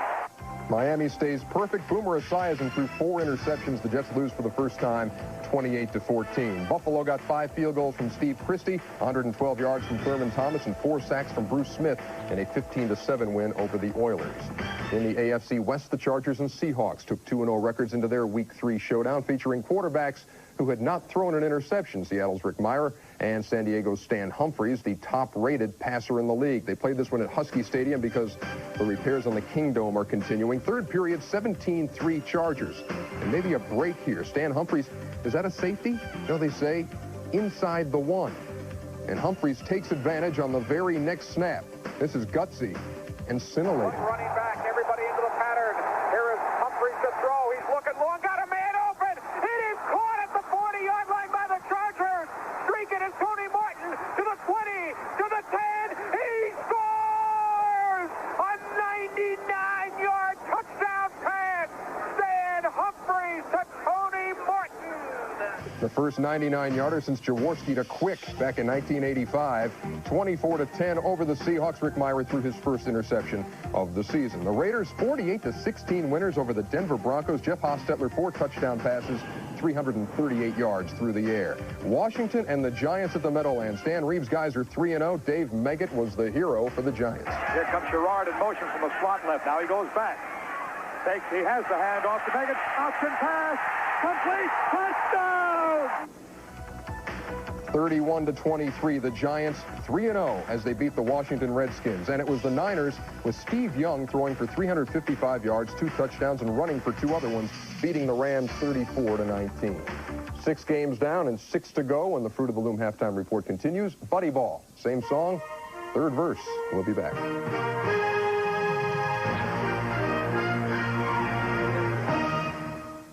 9 yards as Pittsburgh beat Indianapolis 31-21. Back in 1978, the Eagles beat the Giants on the infamous Joe Pisarcik fumble returned by Herman Edwards for a touchdown when all the Giants had to do was run out the clock. Today, the Eagles almost gave the Packers a ball game the very same way at the Vet in Philly. Late 4th, Eagles up 13-7, about 2 minutes to go, just a shade over. Randall Cunningham trying to make something happen. Bad time to do that, though. He's sacked, he fumbles, and the Packers in those old throwback unis are all over it, and they've got a chance to steal this game. But it's 4th and 4. Last chance for the Pack. Back goes Carr. He fires.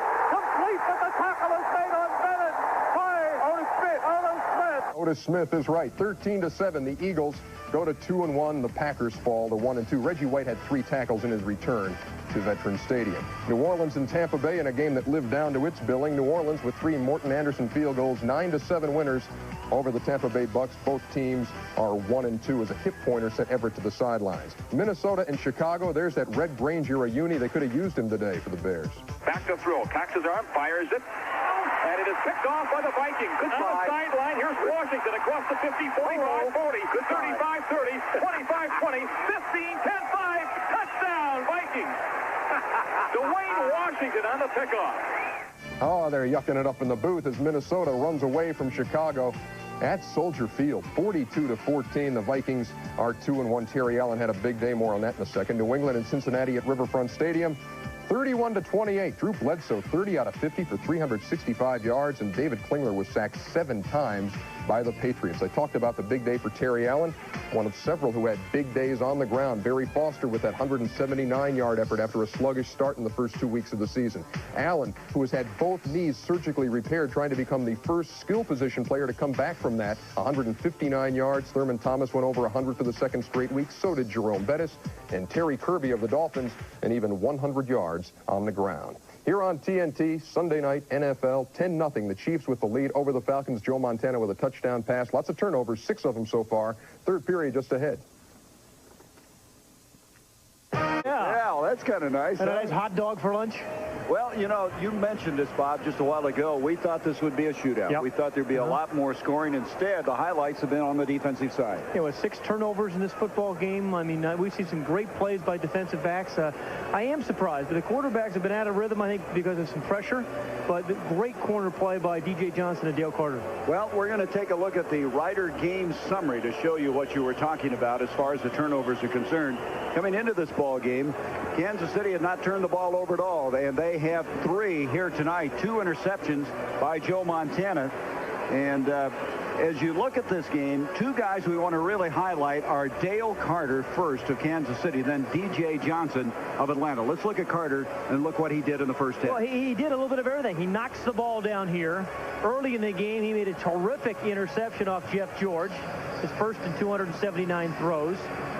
Then right before halftime, Andre Rison got him there. Maybe that makes Rison feel good, but he tries to strip the ball, cause the fumble. Then on the other end, D.J. Johnson batted down one. That's this one right now, and then came back with an interception. So he was trying to match Carter on the other end. Just perfectly timed defensive play by D.J. Johnson and Carter. And here comes the interception. Underthrown ball here by Joe Montana. And he picks it off. And we're underway in this second half of play. This is Chris Penn, the rookie out of Tulsa, his first return in the NFL and his first game to be active. And he brings it out across the 30 to the 31. Ron Dickerson, who's been the return man, is out. He was hurt late in that game last week against San Francisco.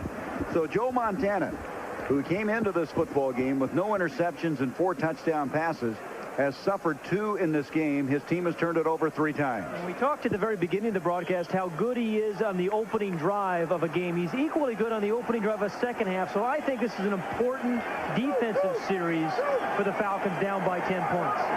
From the 31, he starts it. Play action. Far side, wide open is Kendall Anders. And Anders, his first catch of the night. He came in here with 12 to lead the Chiefs. Makes the catch, moves it across the 35 to the 36-yard line. You know, Kimball Anders is one of those guys I think that you don't talk much about when you think about the Kansas City Chiefs, but he's versatile. I mean, he's not a big runner in this offense, but what he does is he catches the ball, and he's a very good pass protector. Second down, 5. Willie Davis goes in motion. And Anders this time across the 40. He's got the first down to the 42-yard line. Anders played in that run and shoot they had at the University of Houston when Andre Ware was his quarterback, the former or the Heisman Trophy winner a couple of years later. He gets a very good block by Marcus Allen to set him up, number 32. But guess who's making the tackle? It's D.J. Johnson. I mean, D.J. Johnson's been downfield knocking balls away, covering little fast wide receivers, intercepting the ball, and then he tackles Kimball Anders in the open field. Heck of a play. First down at the 43.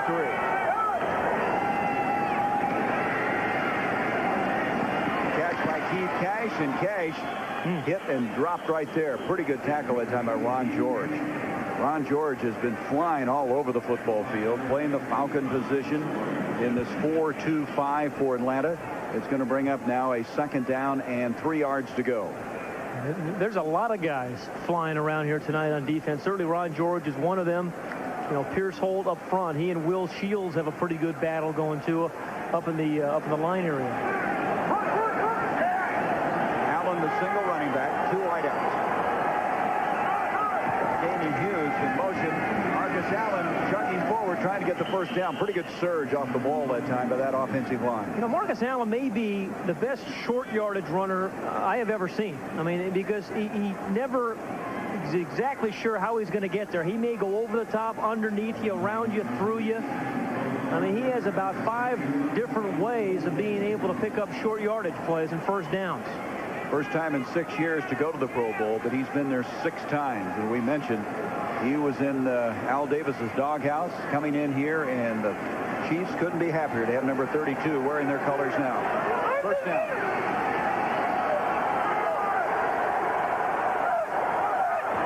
Hughes in motion. And Anders really getting a workout on this drive. Check it. That's Marcus Allen as Roger Harper made the stop there. Harper, a big safety. They list him at 223 pounds. He's 6'2". His second year out of Ohio State.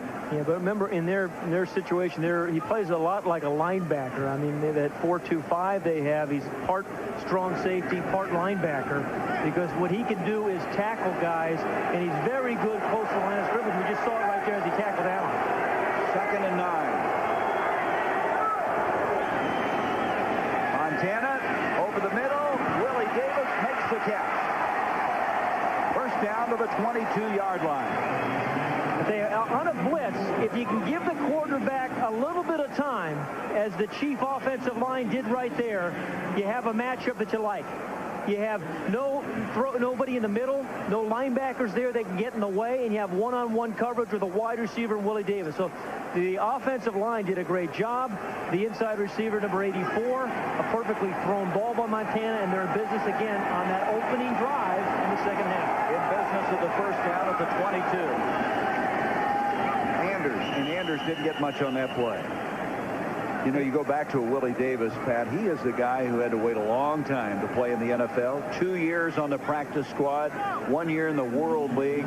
He has worked hard to become a deep threat for this Kansas City team. He has 5 catches tonight for 70 yards. Well, he's got 5, but Montana, as usual, is using everybody. Look at that. Burden with 4. The tight ends are catching the ball. The backs are catching the ball. That's what, if you get open, Montana will find you. Second down, and they're going to blow this play dead as Montana backed up. The distribution by Joe Montana, keeping everybody happy. As we're going to have a false start. 76, offense. Still second down. A sold-out Georgia Dome as the Atlanta Falcons, wanting to see how much progress they made under new head coach June Jones, meeting an undefeated Kansas City Chiefs team. And we have a 10-0 ball game with 10:18 left in this third quarter. The Chiefs with 3 turnovers in the ball game. The Falcons also with 3, and Joe Montana trying to take this team to 3-0 for the first time since 1966.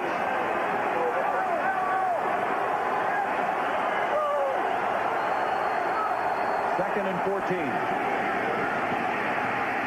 Marcus Allen to the 20. And Allen knocked from behind to the 15-yard line. Jesse Tuggle over there again. Also jumping gathers.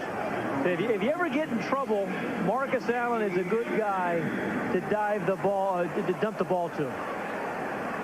And Joe Montana at 38 still can move the little hush puppies around. I mean, again, if anything, you know, everybody talks about the accuracy and everything else, but there's fundamentals. The way he works his feet, gets his body set up. I mean, that's one of the reasons he's so accurate, because his feet are so good. Well, those hush puppies make you that way. He's 4 of 4 on this drive for 47 yards.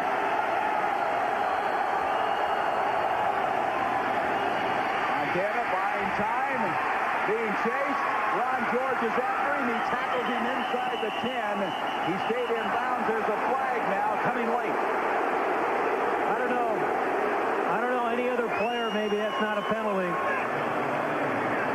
He got to the 7-yard line.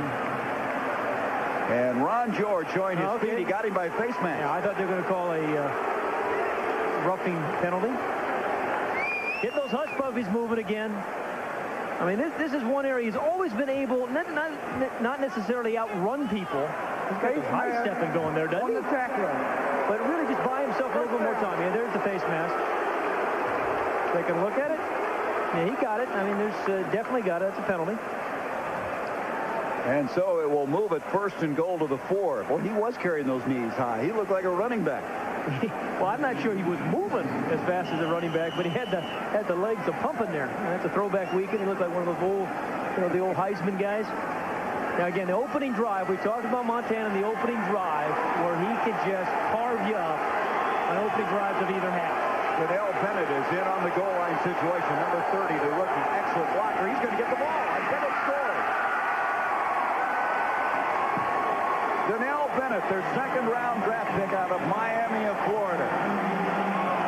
He threw a great block last week in a goal line situation on Ken Norton. And now they reward him with a carry for his first touchdown in the NFL.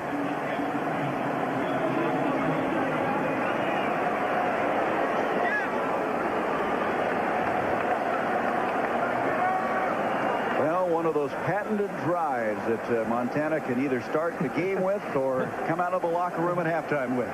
He's even laughing about his scramble. Those knees were pumping. I like that. I'll tell you, I think everybody was looking at number 32 who went in motion, and then they give the ball to 30, Bennett, and he just snuck in right behind the block of Dave Zott for a touchdown. Joe Montana with a 69-yard drive and 10 plays, capped on the 4-yard touchdown run by Donnell Bennett. 17-0, the Chiefs. Lynn Elliott will kick off to Tony Smith. 8:41 left in the third.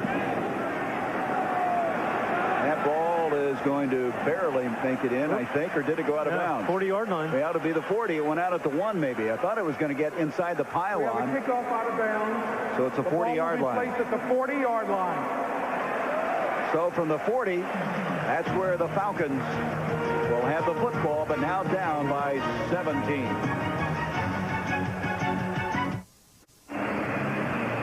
Well, let's go back to the touchdown run. The first thing I want you to notice is Marcus Allen going into motion, but the real key block comes from Will Shields right here on this linebacker, and then Bennett just follows him right into the end zone. Anytime on a short yardage play you get in this cleanly, it means your offensive line are making some great blocks, and that time was Will Shields. And then if there's a portrait that goes in the Louvre, that's the one of Joe Montana. So after they scored, they kicked it out of bounds, so Atlanta will start from their own 40. George, complete to Ricky Sanders. He's there for a 9-yard pickup. Let's go to the sideline. Here's Kevin Kyler. Well, guys, at halftime, Marty Schottenheimer told his Chiefs that the defense played well, the special teams played well, but he took special note of 7 carries for 12 yards for the offense, and he said to Joe Montana, hey, only one more half, Joe. Let's go out and not lose the game. And then he also pointed out that the defense, if they don't let them score, they can't lose the game. I think all that lit a fire under the offense. Back up to you. Boy, it really did, Kevin. That was an impressive drive. That last one took 6 minutes and 19 seconds, covered 69 yards. Second down and a yard now for the Falcons. George getting some protection. Complete to Mathis. First down inside the 35 to the 31. So now Atlanta trying to come back and answer. That's a 21-yard completion. Well, on their opening drive, they got down to the 23-yard line, but the Falcons need to make something happen right now. I mean, Ryson got the catch right before halftime, but they come out in the second half and get the ball right back to number 81, Mathis. Now, what they haven't been able to do really is run very much after the catch, and that's what the Kansas City defensive backs want to do, is keep in front of them and hit them after the catch. Mathis now with 8 catches. That ties his career high. Sprint draw handoff to Pickett. Pickett across the 25 to the 20, dragging a tackler for the first down. 12-yard pickup. Monty Groh made the stop. The rookie out of Florida. Good block that time by Roman Fortin, the center. You know, sometimes you just let the big pass rushers run upfield and you don't have to block them with a physical block. Derek Thomas has raised havoc coming upfield and causing fumbles, but how do you slow them down? You run inside them. You run some draws and screens, and then you come back and throw the ball. First down at the 19-yard line of Kansas City. They got Ryson in motion now. George looking. End zone. The receiver Mathis fell down. He thought he was interfered with. There's no flag as the ball harmlessly goes skidding into the end zone. Dale Carter defending over there. Interesting, though. They had Ryson in motion. Any tapes we've seen, he's always been split wide left. Left wide receiver. It's the first time we've seen him in motion. They're trying anything to get him open. The left wide receiver. Again, he's just trying to shake Dale Carter. Second down and 10 from the 19. This time Ryson will be split left. There's 3 wideouts at the top of the field. Again, Dale Carter at the top of the screen, bumping, running on Ryson. Inside the 20, they've been effective, as you can see thus far. Here's Pegram again, and he takes some punishment as he's short of the 15-yard line. Dan Saliamua, who's so graceful, plays the game really with a lot of fun involved in it. Very quick. They like to isolate him a lot on the centers because he is so hard to block. Well, it's not too often you call 300 pounds graceful, but I agree with you. Indeed, he is. And, you know, there's so much talk about Thomas and Neil Smith on the outside. He does get a lot of one-on-one situations with the center, and he's a good nose tackle who can rush the passer. 2 of 8 on third down, considerably below what they had done in the first 2 weeks. And somebody moved. Mickle, Thomas, and all these mates were off the mark. Let's see if it's against Atlanta. If it is, it's a great time to change up the snap count when you're struggling and it's a third down situation. Encroachment. Yeah. 58. Offense. Don't waste those things on first down. 58. Defense. There you go. You wait till third down. That's the 9th penalty now against Kansas City for 75 yards. You know, get the word that William White is not coming back, and Monty Groh, a rookie, number 22, is in his place at free safety. Well, he was coached by Jim Bates at Florida, who's now the defensive coordinator for the Falcons. Third down, 2 yards to go.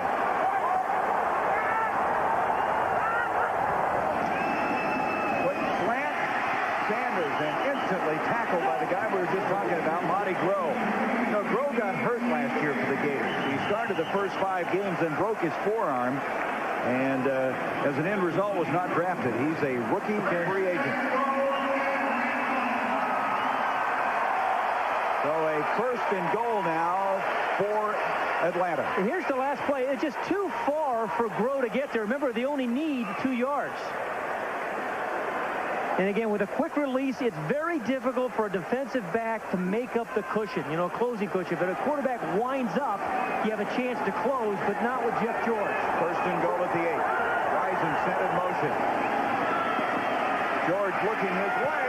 He got it to him. He had to throw it between 2 defenders, but he got it there. And it's going to be 2nd and goal from the 1. There is a flag on the play.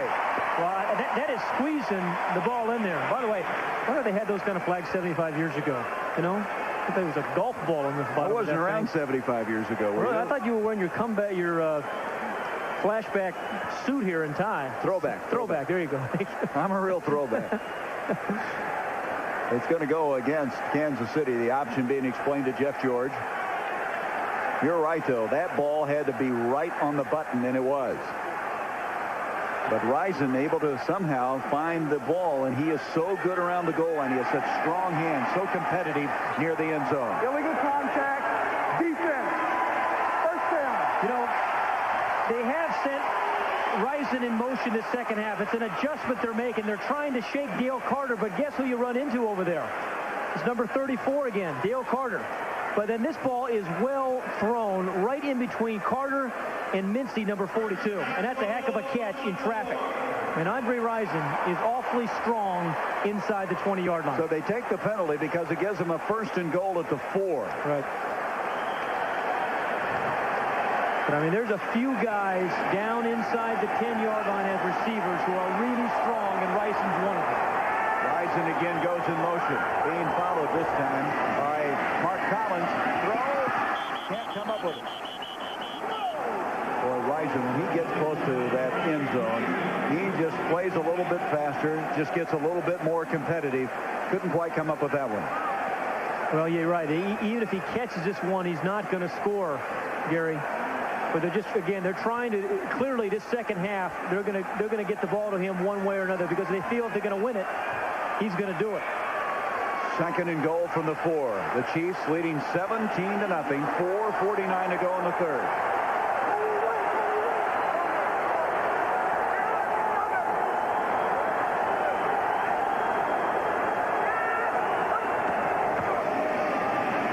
George flushed out. Throwing, broken up, intercepted. It's picked off by Monty Groh. He fumbles the ball. It's loose at the 22. Groh with the interception, but I think the Falcons got it back, and they did. Yep.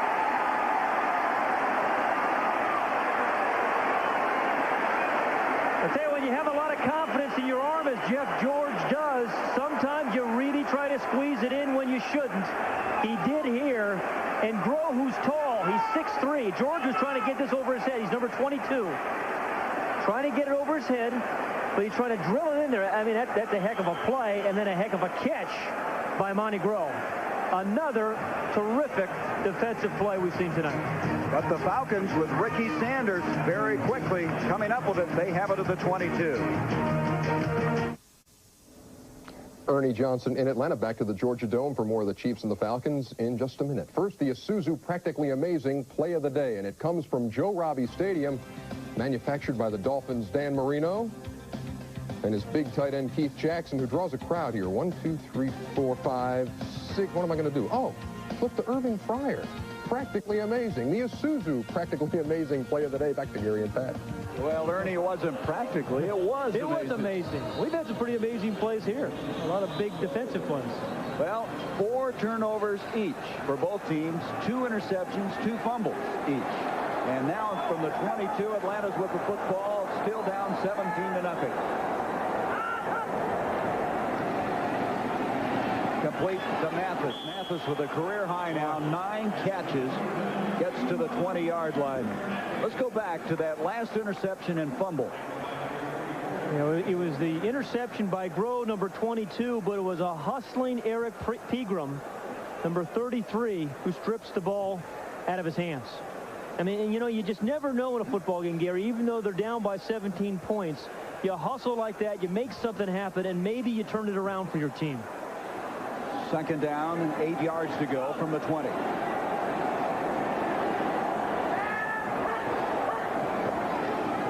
Sprint draw, hand off to Pegram. Pegram breaks the tackle by Jamison, stays on his feet. That's a resourceful run. He looked like nothing was going to happen, and he picked up 5 yards on the play. The Falcons are not going to win this football game, though, unless they can get some sort of vertical passing game going. Everything has been horizontal. Everything's been out in the flat. I mean, unless you can get a guy coming up the seam or deep down the sideline, you know, you're down 17 points. It's just not going to happen. Yep. So they need a big play out of a wide receiver in kind of in vertical fashion. Pegram's carried the ball now 14 times for 74 yards. Their longest completion was 8 yards. So just back up what you're talking about. They're averaging 8 yards a completion. Yep, that's what I mean. From the 15-yard line, third down and 3. Complete to Mathis, and he could not hang on because of a bone-jarring tackle by Charles Mincy. And Charles Mincy is always around the football. You know, he's just playing as a nickelback tonight. But it seems like when he's in the game, something always good happens for the Chiefs. I mean, he intercepts the balls. Number 42. I mean, he's just driving on the ball. You deliver a blow like that, and even if the guy does hang on to it, he's going to remember it next time. Yep. Mincy always around the football, and now we're going to have a timeout called, I believe, as a lot of confusion out there. And the timeout is going to go against Kansas City. They have 2 remaining. We'll come back as Norm Johnson will be attempting the field goal.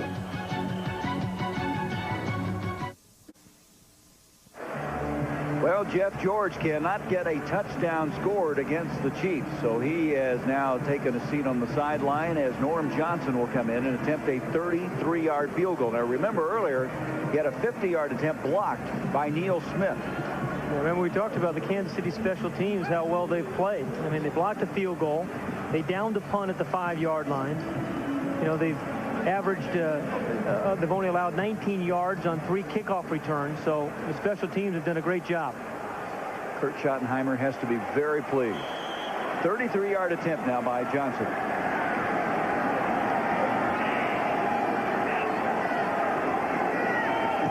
Johnson's kick is up, and Johnson, who was 26 of 27 last year, he had 26 in a row through the course of the last 2 seasons, easily hit that one. And Atlanta's finally on the scoreboard. They trail 17-3, 3:10 to go in the third. This telecast is presented by authority of the National Football League, and it is intended for the private use of our audience. Any rebroadcast or other use of this telecast without the express written consent of the Atlanta Falcons and the National Football League is prohibited. Marty Schottenheimer does a lot of coaching. Yeah, I mean, as a head coach, I mean, he does a lot of coaching on Sundays. Most head coaches do it all during the week, but he does a lot of it during the game. So Norm Johnson, after that 33-yard field goal, kicking off 17-3, Kansas City. Chris Penn from the 5. Rally out to the 35, and the guy who led the NCAA receptions last year runs that one out well. Let's go back to that last field goal by Norm Johnson. I just want to talk about the effort of Neil Smith, number 90. Now, this guy is a certifiable star. He's number 90 over the center. Now, he doesn't take anything for granted. He doesn't go on vacation. You know, the point being, he almost blocked that one. He blocked one earlier. He plays every down on defense hard. He plays special teams just as hard. He's a star playing special teams. And Dale Carter, remember, another guy who's played great tonight, had a big special teams play. That tape on his nose has got a story. We'll try to develop that. First down now after the nice return by Chris Penn. Montana, quick hits near side to Burton, and J.J. Burton is dropped at the 45. And let's take a look at tonight's Silver Bullet scoreboard. Week 3 in the NFL. As the Giants on top of the NFC East at 3-0. Eagles really surviving with a goal line stand in that ball game. It's made you think about the Giants. You know, Phil Simms is gone. Lawrence Taylor is gone. Rodney Hampton was out. They're still 3-0. And Dan Reeves off to another excellent start for the Giants. Second down now. 4 yards to go. Montana hit as He releases the ball, caught by Willie Davis at the 48-yard line. Pierce Holt dropped Montana as he got rid of the football. Going back to the other action in the NFL, Buddy Ball is dud ball right now. The Bills are not scoring a lot of points. They only had 3 points in the first game. Steelers come from behind, and Harry Foster looks like he's back. And Wetzel has just all 3 games been throwing the ball extremely well. How many yards does he have again passing? Over 1,100. That wasn't rhetorical that time.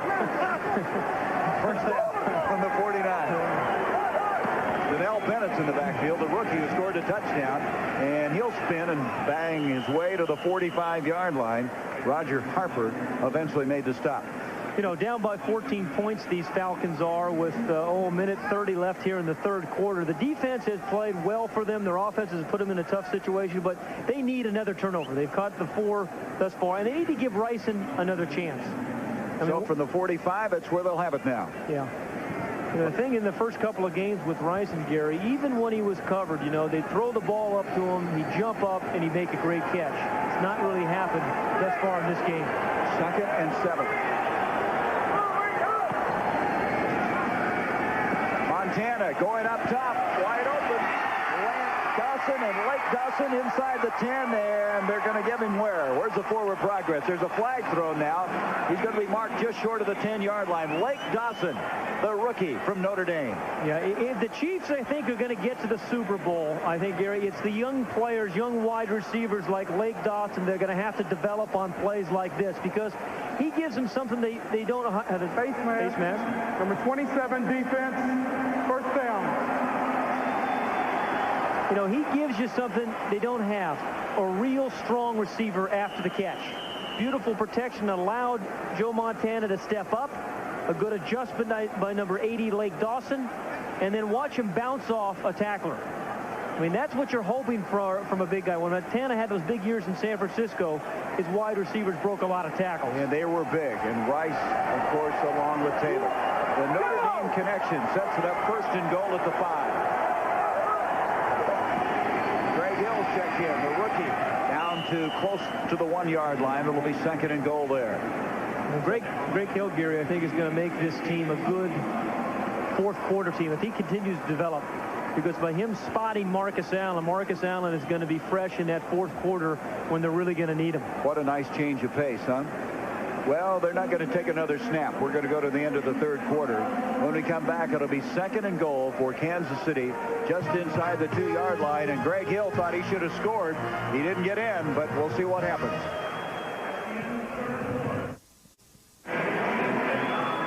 Greg Hill stopped short of the goal line. He wanted to stay in on this goal line situation. 2nd and goal from the 2. Bennett the lead back to Marcus Allen. Marcus Allen trying to chug in, didn't get there. Allen, you might recall, last year had 12 rushing touchdowns, which led the NFL. And it's going to be make it 3rd and goal from the 1. You know, Marcus Allen is an open-minded runner. I mean, his eyes, he knows where he wants to end up. He's never sure how he's going to get there when he starts to run. But, I mean, again, we talked about him being such a great short yardage runner, but that time it was Mel Agee who really pierced through and stopped him before he had a chance to get going.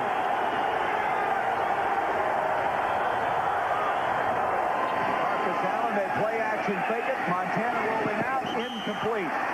And Ron George defending on the play. Had Joe Valerio open. Big old Joe Valerio, who caught a touchdown pass last week against the 49ers. There he is. By the way, that's the first incomplete pass this second half by Montana. He hit 7 in a row as Pierce Holt's down again. Man. Pierce Holt gives you everything he's got every single play. Yep. Well, they faked it to Marcus Allen, and Marcus Allen been able to score. That would have been his 115th career touchdown, which would tie him with John Riggins. We're going to take a break right now. We'll come back and get the status updated on Pierce Holt. Let's go back to that last play by the Chiefs. Now, you think a fake to Marcus Allen would be a good call down here because he is such a good short yardage runner. And you see right there, he actually, if they gave him the ball, he probably could have scored. But Joe Valerio, tackle eligible, was right here. Montana's not quite ready to throw the ball yet. So then he goes over and throws it to Cash. It's incomplete. And now they're kicking a field goal. 19-yard attempt by Lynn Elliott. And Elliott puts it right down the middle. And so it's a 20-3 lead. Kansas City. The Chiefs looking for their third win.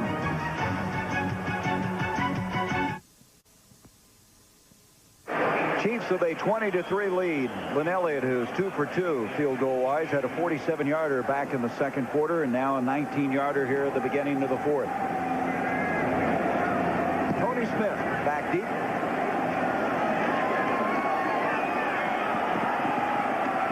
And Smith across the 25 to the 27-yard line. Well, again, Pat, Atlanta is going to have to somehow vertically stretch this Kansas City defense. They've just been picking away, but can't get anything really of big consequence. Yeah, everything's been out in the flat. I mean, you know, they really haven't thrown the ball down the field much. And if you're going to be in a run-and-shoot offense, you got to give you guys a couple of chances down there. Now, we've been told, by the way, Pat, that Pierce Holt, who left just before our last break, has a bruised right knee. Don't know whether he'll be back or not. This guy plays hurt as well as anybody in the league. Yeah, he came into the game with a bum shoulder, hurt that early in the game, came back in. Craig Ironhead Hayward has now come in, replacing Peterman at running back. Sanders has had a strong game here tonight. His first performance for the Atlanta Falcons, out to the 32-yard line. He has 8 catches tonight for 52 yards. He had a high of 80 one year for the Washington Redskins. You know, when you play a slot receiver in this run and shoot, we have a flag down, Gary. You have a guy in the slot. You have to be tough because you are going to be hit an awful lot after the catch. Holding, 78, offense. Still first down. So Mike Ken. And you also have to be a smart guy because those slot receivers have to be like quarterbacks. They're reading the coverage just as the quarterback is, and you have to see the same thing. And so playing the slot receiver on a run and shoot can be, you know, a difficult thing to do. Well, Mike Ken, who's also 38 years old, matching Joe Montana, called for that particular penalty.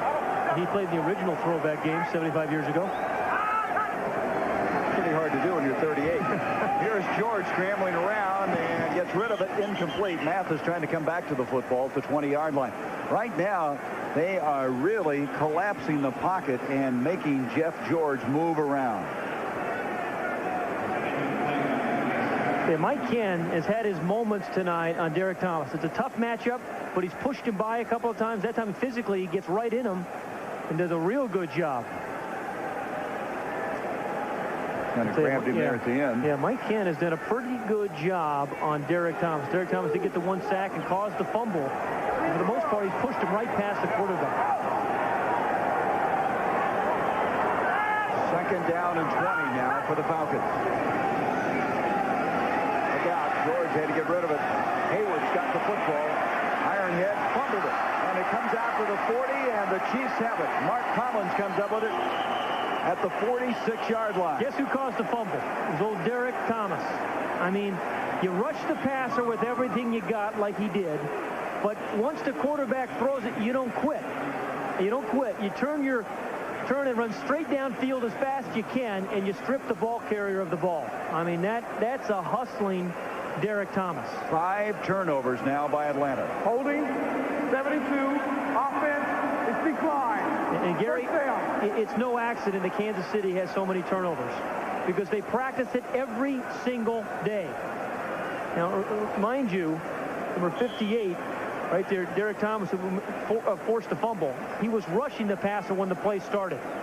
And then he got down 30 yards downfield. I mean, that is a remarkable hustling play. They forced 8 turnovers the first 2 games. They've committed 5 here tonight.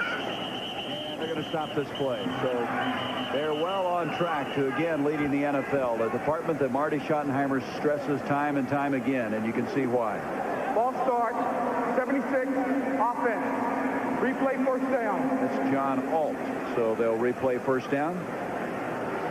Gary, this is a throwback weekend, right? 1920 was the first NFL season. What do you think the biggest player, who was the biggest player in that 1920 season? I think I guess how big he would be. About 6'2", 230. you're absolutely wrong again. Oh. Look at that. 6'4", 285. Frank Moran, the smallest player, Tuffy Khan, at 155 pounds. Who did Tuffy Khan play for? The Columbus Panhandlers. Montana throwing up the field. Complete. Keith Cash, and they have another first down, this time inside the 35-yard line. See why they want to get this guy more and more involved in the offense. He has really come on. Yeah, this guy, Joe Montana. I mean, again, the guy is graceful. We were telling you, if a portrait of any American athlete ever goes in the Louvre, it will be of Joe Montana. You have to go to Paris to see it, right? That's right by the Jardin des Tuileries, Gary. Have you ever been there? Oh, you're good with your Spanish. First down at the 34-yard line. Look out. Montana gets rid of it to Greg Hill. Hill to the 30, 25, and knocked out of bounds. Jesse Tuggle over there to ram him out and try to strip him of the ball at the same time. That's an 11-yard pickup on the play. Yeah, this Falcon defense, although the Falcons are going to go ahead and lose this football game, they're down 20-3 now. They have hustled and they have played hard. But would you get a guy with the speed of Greg Hill on the move on a little screen pass, you have a chance. But you see Archambault, number 92, hustling there. Jesse Tuggle, again, having another big year for the Falcons as a middle linebacker. I mean, you're always going to have a chance if your defense can keep you in the ball game. And the Falcon defense really has tonight. First down at the 22. Donnell Bennett, the single running back. A flag on the play. They'll stop it again. So two rookies right now, Hill and Bennett, getting a lot of valuable playing time. Ball start. You know, I'm sure they had whistles offense. 75 years ago. Down. I've got another throwback question for you. Jim Thorpe, 1920. Yes. Kicked how many field goals? What was his record as a kicker, field goal kicker? 5 of 9. Absolutely wrong again, Gary. 3 of 9. 3 of 9. 3 of 9, only 33%. Wow. I tell you, you're just a plethora of knowledge Thank here you. tonight. I'm very good at the Christmas parties. Now, there's some throwback shoes. I didn't say you were entertaining. I just said you were informative. I'll tell you this. Those are definitely throwbacks. You're better looking than the shoes you wear around. Throw out. Here is Montana to Hill, and Hill is tackled.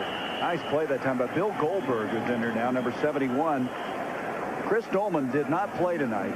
He was out because of a foot injury, and so they had to use different people. Mel Agee, and now Bill Goldberg is playing that defensive right end spot. They missed Dolman. This is a team that doesn't get a lot of heat on the quarterback. They had only 2 sacks previous to tonight. Last year only had 26 for the whole year. That was last in the NFL. Yeah, and they were worse in the NFL in giving up points as well. So it's a more disciplined offense. I think June Jones has got him going in the right direction, Gary. Second down and 14. Montana stepping up, and Keith Cash. Here it comes. Now there comes interference. That was inevitable. There was no way that Ron George wouldn't be called for that. He was draped all over Keith Cash. I've noticed around the league the receivers have done a much better job of begging this year for flags. Have you noticed that? There is no infraction on the play. The ball was tipped at the line of scrimmage. Good call by Johnny Greer. So it's going to be a third down and 14 yards to go. Let's see if we can see the tip. If it is tipped, you cannot have pass interference. No, it was not tipped. That ball was not tipped. In that case, that was interference because it wasn't tipped. Well, Marty's still thinking that they can come back from that on a 3rd and 14, leading in this ball game 20-3. Montana in the end zone, intended for Willie Davis, and Davis couldn't quite get up to it. That ball had a funny wobble to it. Yeah, it did. And Joe Montana knows he had one that he let get away. That ball just came out of there funny. He came out of there funny with a funny wobble. Yeah, he thought he would stop. He just said he thought he stopped. Yeah. Here's the route up the middle. We talk about a vertical passing game that the Falcons have not had tonight. Well, this is what I'm talking about. Getting the guy up the field. See, he slows down there. That's what Montana was complaining about. Said he keeps running through. He catches the ball for the touchdown. 45-yard field goal attempt by Lynn Elliott, who had a 47-yarder earlier, and he's hit it. And you have to be very happy for Lynn Elliott. Here's a guy that's followed a great kicking tradition. Nick Lowry for 14 years. Jan Stenerud, a Hall of Famer, and he makes it 23-3. Well, on the throwback games, you bring back some of the stars. That's Bobby Bell, the All-Pro, who played at Minnesota, the University of Minnesota, then came to the Chiefs, played there from 63 to 74 for Hank Stram and those Chiefs teams. They were something special. Doing a little business on the right side. Yeah, 66. He was in Super Bowl I against the Green Bay Packers. As Tony Smith will bring this one out. Smith breaks a couple of tackles, another flag. Smith again showing how strong he is as he bounces it out to the 33-yard line. Yeah, one of the things Marty Schottenheimer has to be happy about tonight is they ran the ball, I think, pretty well tonight. I'm talking about the Chiefs. But their special teams really came on. Remember, that was a big question mark in training camp for the Chiefs. Their special teams lost 4 of their five top tacklers. Holding, number 48, during the run back. First down. But not only the fact that it was a suspect coming in, he had some players hurt here tonight. He didn't have Ron Dickerson able to play. Their kickoff return guy. They had to make an adjustment there. See, they go into the throwback pictures too, Gary. These are all in black and white. Actually, they're on chalkboard. They have a guy upstairs drawing them on chalkboard. They send him down. I thought maybe they're checking their credit or something. I wouldn't. Hey, one thing about Joe Montana, though, he is always in the game. You know, they're up 23-3. And this game has really been put away by him and his team. And his head is still in the game. Haywood, who fumbled earlier, staying on his feet. He's kind of been reborn here. He shed about 30 pounds and has played very well as he brings it out to the 19th. Well, we will shift this TNT Sunday night special to the Meadowlands as the Jets and Bears will square off. The Bears with Dave Wanstead, a team that was playing some pretty good defense. Today, they really struggled against Minnesota. You know, Dennis Green has beaten Dave 3 straight, so they'd like to rebound against Boomer Esiason and the Jets and their new coach, Pete Carroll. And Rison wide open over the middle to the 46-yard line. Been a frustrating night for this guy. Rison 27 yards on the play, moves the chains to the 46-yard line. He has 2 catches, 47 yards. 9:48 left in the ball game. 23-3 Kansas City. Derek Thomas coming across. Derek Thomas, we're talking to the coach. He said, what makes him so good? He says he just makes a commitment to get to the quarterback. Yeah. Offside. 58 defense. He's going unabated to the quarterback. Still first down. Hey, Andre Rison has had a tough evening, but this time he blows right by number 34, Dale Carter. Kind of in a little zone there, so he didn't have responsibility for him over the middle. That's the kind of the vertical game they've missed tonight, Gary. We've only seen 2 of those passes really all evening. Figure he'd have only 2 catches coming to the 9:27 mark of the game. And this time a very good catch by Bert Emanuel. That's his first catch tonight. The rookie from Rice. So all of a sudden now, as you see a flag also at the 35, 2 guys who figured very prominently in the first 2 games now make back-to-back catches.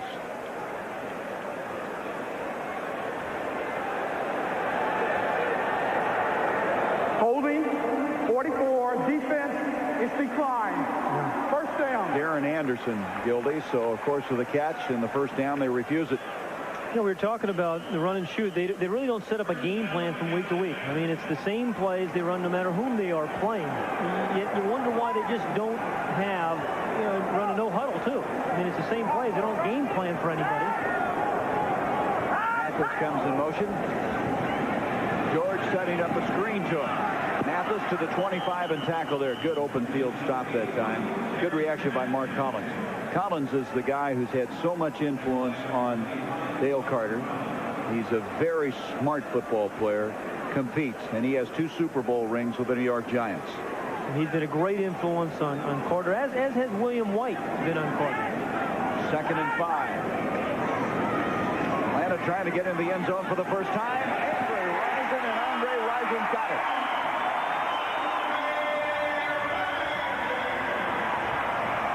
Well, all of a sudden they've come to life and gotten the ball upfield Yeah, he's about to throw Andre Rison out of the ball game. Be careful, Andre. About to get thrown out.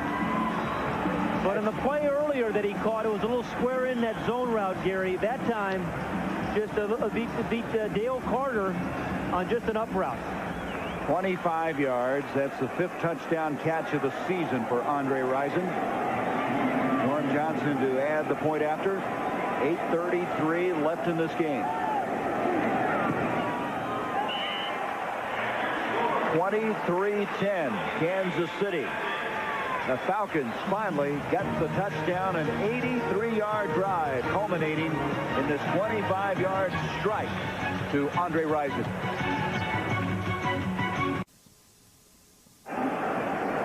Well, there has been a great battle going on tonight all day night long with Rison and Dale Carter. They're going to go at it one more time. Now, Carter's had the better of it most of this evening. But in the last 2 pass plays, Andre Rison has come alive. And he's got 2 speeds. He's got his regular speed, and then when the ball's in the air, he's got a different kind of speed. A separating speed. He had 2 catches on that drive for 52 yards. Johnson kicking off. Chris Penn is back deep. And it's taken instead by the shorter man, Kimball Anders, and Anders brings it across the 30 to the 32-yard line. Well, you know, you wondered, had Atlanta not scored there, if Joe Montana would have continued to play in this football game. Now it's a 13-point ball game with 8:22. There's plenty of time. Thus far, Montana is 23 of 34, 289 yards. He suffered 2 interceptions. He's thrown 1 touchdown. He would have had another touchdown had not the wide receiver slowed down just a moment ago. So he continues. He's taken every snap. They did the first 2 games. Yeah, that's what I mean. There's been nobody else play quarterback in this regular season for Kansas City thus far. Far side, complete to J.J. Burton. Burton running and Gang tackled at the 39. A lot of red shirts. Ken Tippins is there. D.J. Johnson. Tippins starting in place of Clay Matthews, the veteran who they acquired from Cleveland and could not answer because of a hamstring problem. And they said they were very comfortable starting Tippins, who 2 years ago started 15 ball games.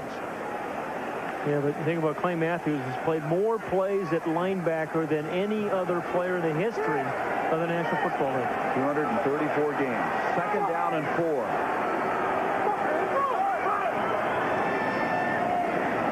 Bootleg. Montana wide open is Derek Walker, number 82. Walker had a touchdown pass taken away from him last week in a very controversial end zone play, but he caught this one. A 21-yard grab to the 40-yard line. Excellent fake that time by Joe Montana. That's Lake Dawson down right now for Kansas City. You know, a lot of these plays at critical times in the game start with Marcus Allen. And again, it is just a fake to Marcus Allen, but it draws a lot of attention, and it leaves your tight end, Derek Walker, wide open on the right side. I mean, everybody followed Marcus Allen. Everybody thought they'd run the clock out or try to run the clock out. They fake it to Allen. They come back to Derek Walker, and that's a very easy play. Derek Walker playing last year for San Diego. He started 11 games and hurt his knee and missed the last 4 games, but they picked him up just before the start of the regular season. Yeah, I remember Bobby Ross saying he thought he was one of the most important players on that team a year ago. 37th 300-yard game for Joe Montana as he has 316 tonight. And again, we've talked about his opening drives. He scored on both open drives in the first half and the second half. And now you get down to 7 minutes remaining in the ball game. The Falcons think maybe they're back in the thing. And this is again where he just kills you. Yep. He picks a little bit here, a little bit there. You just kind of bleed to death. Getting very graphic here. From the 40-yard line, first down. Pressure in his face, the blitz, and he still got rid of it. And J.J. Burton made the catch. What a remarkable throw that was by Joe Montana. You're right. That was one when he threw it. I said, "Oh, they're going to intercept it and go the other way." But now watch the block. We talk about Marcus Allen at the very beginning of the show being a complete back. He runs, he catches, and he blocks. And he gives Montana just a little bit of an opportunity to throw that ball. But Man, you talk about the uncanny accuracy of Joe Montana. That was an example of it, because I thought that ball had a chance of being picked off and run back. Instead, they pick up yardage on the play. They pick up 6 yards, 2nd and 4. Play action to Marcus, who throws another good block. Montana, J.J. Burton, touchdown, Kansas City. Oh, is that pretty? Is that pretty? 34 yards.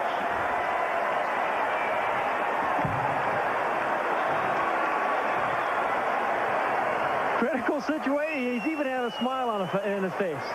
Once again, the fake to Allen and a terrific block by Marcus Allen. Burton just on a mismatch with Charles Washington, really a strong safety type, a wide receiver on a strong safety type, and then again, he just knocks you out. J.J. Burton with a strong game, Pat. That's 8 catches, 105 yards, and 2 touchdowns. Now I think they ought to take Montana out, Gary. I think they will. Lynn Elliott, point after it. And so the master has mastered yet another team here tonight. And they're going to go 3-0 for the first time since 1966. Yeah, you know, maybe the balls don't spiral as much as they once did, Gary. But, boy, they sure still get there. I mean, the accuracy is just phenomenal.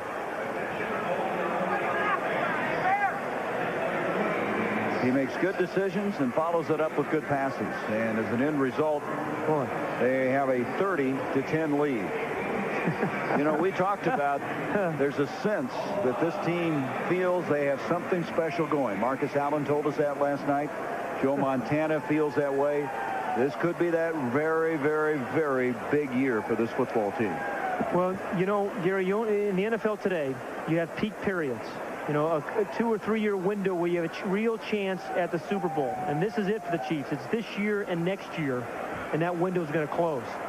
Yep, the old Super Bowl clock is ticking. And it looks like Steve Bono is going to get a shot at playing for the first time in the regular season when the Chiefs do get the football back. And that's the right thing to do. I mean, Marty Schottenheimer said, if any opportunity I get this year, I can rest Montana, I'm going to. 6:17 left in the ball game. Marty Schottenheimer, who captured his 100th career coaching victory in opening day in a win over the New Orleans Saints. With an advantage here of 30-10. Tony Smith bringing it out, flags everywhere, and Smith is going to be tackled at the 20-yard line. I don't think we've had a kickoff tonight. We haven't had a penalty flag. Yeah.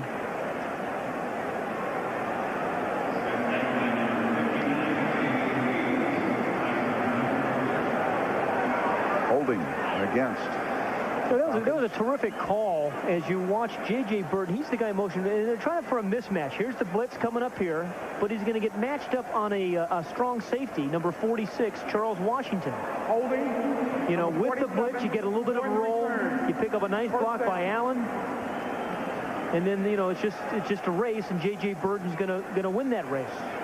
And good call by Paul Hackett, the offensive coordinator, and very good execution by the Chiefs. So the penalty now moves it back to the 10-yard line. Now, just when you think you're climbing back into the game, one more knockout punch. Well, the old steak is driven in, right? Yeah. George over the middle, complete to Ricky Sanders, and Sanders is knocked down short of the 25. That'll be a first down. 14-yard pickup on the play. Now, Derek Thomas, number 58, is coming just as hard. I mean, he didn't care what the score is. He just attacked. My kid, did you see that? Looked like a dance step. I love watching these guys. He and Neil Smith, a lot of these guys, they just play hard every down. Special teams, first down, third down. There's Terrence Mathis. Mathis skips out for another first down. I tell you, give Atlanta some credit, though. They are coming back, fighting back. They have played very hard. Jeff George has found a new home here. He is going to cause a lot of problems for a lot of football teams this year.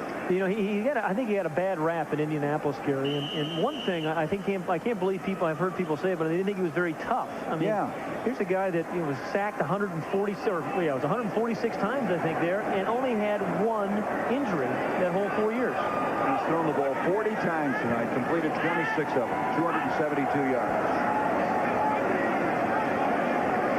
And attempt number 41 finds the arms of Mathis as he's knocked out of bounds at the 44. Dale Carter defending on the play. You know, Gary, in kind of honor of the throwback weekend, you know, you kind of wonder about the game. The old luxury boxes, 1994. You get up there, you have a little shrimp cocktail, a couple beverages, and that's the old luxury box from 1920. That's what it was like. No shrimp cocktail served. It's like they tied him down on it. Here's George again. And up the field, broken up. Nice, a good play by Jay Taylor. Taylor on a pass headed for the far side to Bert Emanuel, stepped in and batted it away. Jay Taylor, very good cover guy. He played for Herman Edwards at San Jose State when Herman was an assistant, and now, of course, the defensive backfield coach for Kansas City. Yeah, Herman Edwards has done a great job the last couple weeks coaching his defensive backs. And he really took a shot from Monty Grove there on the sideline, too. So it's a 3rd down and 2 yards to go for Atlanta. Hand off. Hayward. Greg Hayward across the 50 to the 48. That's a 1st down. He is looking good, isn't he? Yeah, he looks so much different. He looked like an offensive lineman the last few years. He played last year for Chicago after playing so many years for the New Orleans Saints. He's really got his life together right now, and he can contribute. He can block. He picks up some people when they come after Jeff George. His pass dropped. Terrence Mathis, who's had a very impeccable night, could not quite hang on to that one. We've just been handed a note here that Montana, with 356 yards passing tonight, that's his best since November of '90. And that's when he had 411 yards against Green Bay. Well, he had one of his best games, or his best game ever, against the Atlanta Falcons a few years ago. He threw about 490 yards and I think 6 touchdowns. 476 yards. This, by the way, is a Georgia Dome record, we've been told, the 356 yards. 78 offense, still 1st down. Well, he now is, what, 18-4 in domed stadiums? Yeah, this is the first visit to Atlanta for the Chiefs since '72, but they didn't avoid Montana, of course. Atlanta being in the NFC West, so they got to see him every year, much to their chagrin. George, complete to Mathis. Mathis steps out of bounds. You know, this is an exhausting game for a defense. You're leading 30-10, and they're stretching you all out. They're throwing the ball from one sideline to the other. This guy's going to get arm weary after a while. But again, give credit to Atlanta. They just keep fighting back, trying somehow to finish this game on a positive note. Yeah, you know, Atlanta's not going to win this game, but I mean, I think you have to be encouraged about a couple things. I think defensively, even though they surrendered 30 points, defensively, they played pretty solidly for most of the game. They got some great plays out of certain individuals. Offensively, where I thought they were going to be strong, they have some work to do. George complete to Sanders. Sanders takes it very close to the 1st down as he stopped at the 38-yard line by Dale Carter. Well, Kansas City will be at home against the Rams next week. That'll be their 4th straight NFC West opponent. And they've been judged to have the toughest schedule in the NFL. And the thing that they have staring them in the face is trying to win in Mile High Stadium. They have not won there since '82. Of course, Denver is off to an unbelievably bad start. 0-3. And there's Jaime Fields. He had a pick. He just hung on. Andre Rison, the intended receiver. Fields is very good in this defense. He's kind of a tweener. He's between a safety and a linebacker. And when you go to that 4-2-5, it really fits his abilities. What are you grinning about? I'm just thinking. But you're right. You know what Fields has done well tonight. They used him. They started the game as an inside linebacker and a coverage guy, and he has had a very solid game. And you know, those 2 inside guys, they have to stop the run. They did a pretty good job on Eric Pegram. Okay, 4th down and a yard to go, and Ironhead, bang, goes inside. The ball's loose again, and Kansas City has about 5 guys on top of Hayward.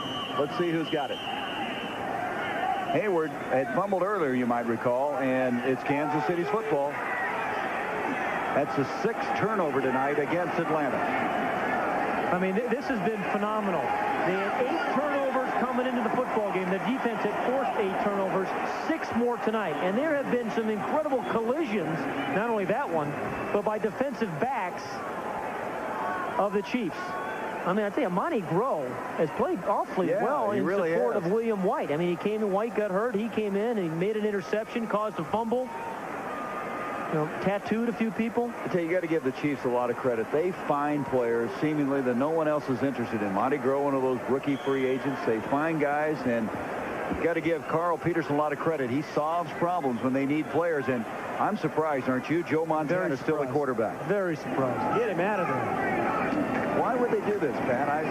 Mono needs some snaps, too. Here's Greg Hill across the 30 to the 37. As we mentioned, no one has taken a snap in this regular season but Joe Montana.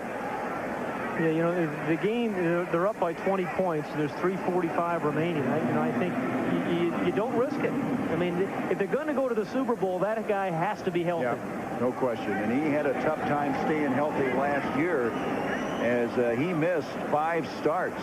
And there's Carl Peterson, the man I was talking about, who has really done a great job of mixing and matching and finding players. And this team looks awfully good. Greg Hill to the 40-yard line. And we got some pushing and shoving going on down there. Some frustration as Damon Hughes is tied up with one of the Atlanta Falcons. So it'll be a 3rd down and still 4 yards to go.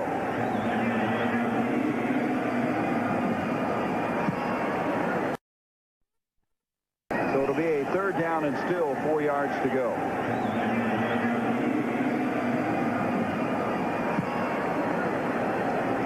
Chris Dolman did not play. Of course, he's the guy they acquired from the Minnesota Vikings for a draft pick, a 1st-round draft pick. He did not play because of a foot injury.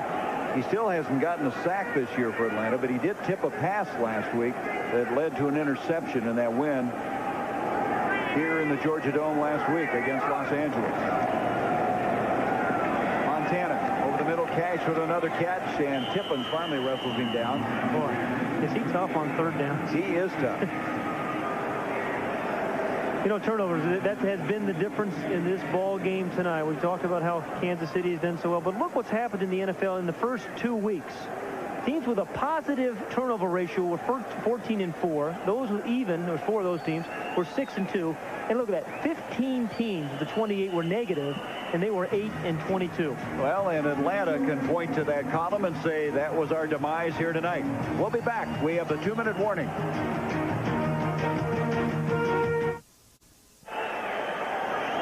Gary Bender, Pat Hayden, and it's not a happy night for Jeff George, but on the other hand, Joe Montana, brilliant tonight, and we've been told he'll be a guest on the post-game stadium show with Bob Neal, Kevin Kiley, and Lawrence Taylor. As right now, Montana with 361 yards passing. Boy, you know, and he could have had over 400 easy. He had some guys open deep, didn't hit them, but boy, on the important plays, Gary, he made them all. Yep. Here's Greg Hill, and Hill out to the 49-yard line. Gain of 3.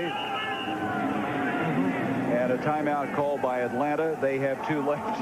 You know, kickers are an odd sort. You know, you can kick it, you can sit on it. It's pretty creative, though. You know, that's a good balancing act. You know, I've seen them sit on helmets, but not both. I mean, that's very creative. Well, you're easily impressed, Gary. Well, I am. Being around you, it happens. I don't know why. So with 1:55 left, Marty Schottenheimer saying, let's just get this over. Let's get home and get ready to play the Rams next week. Again, that's why I really don't understand Joe Montana being in the game. And June Jones, I mean, I think this is a team that's on the rise. They had not too many great moments tonight, but in my mind, no doubt the Atlanta Falcons are a better team than they were a year ago. Well, this Kansas City team has won 10 or more games 4 straight years. Marty was saying we're going to find a way this year to win 13. What they want to do is get the home field advantage in the playoffs. Not have to go to places like Buffalo late in the year. Well, that's right. And couple of key games coming up. They go to Denver. You know, they have to win in Denver, which they haven't done since 1982. They go to Buffalo, I think, in October this year. And that'll be a big game when they go to Buffalo and play them, because remember, the first tiebreaker is head-to-head competition. There they are. Eric Thomas with another all-pro type performance tonight. Marcus Allen, he'll be in Canton, Ohio someday. Be back in Kansas City tomorrow. Montana will be in Canton, Ohio. Going to have to build a new wing for just the Chiefs. We're going to have a timeout called now by Joe Montana as he goes to the far side. And that's going to give us an opportunity to announce our Cadillac player of the game. And we're going to give it to Dale Carter, who was a thorn in Andre Rison's side. 11 tackles, 1 interception. He downed a punt at the 5, inside the 5-yard line. And he made some remarkable plays in the open field. And Andre Rison's going to go home tonight and have a newfound respect for number 34. He set the tone, the tempo for this entire night. And that, early in the first quarter when he picked off that pass. Yep. And Rison standing there after catching 26 passes in the first 2 games, had only 3 tonight. Jeff George is going to have a weary arm after this is all over. So the Chiefs with 1 timeout remaining, and Montana now back in the huddle.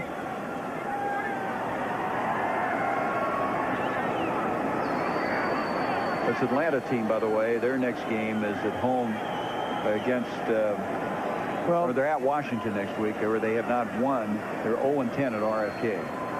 Well, for the last 3-0 start, they don't like the losing part in the Super Bowl. They sure would like to get there. But now we've got another timeout by Joe Montana. What's going on here? Huh? Explain that one to me. Back-to-back timeout. Marty said he can't believe it.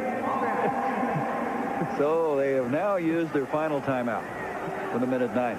You know, that 66 team, though, what a team that was. The Green Bay Packers, Lombardi in their heyday. Of course, they went on the next year to win the next Super Bowl, defeating the Raiders.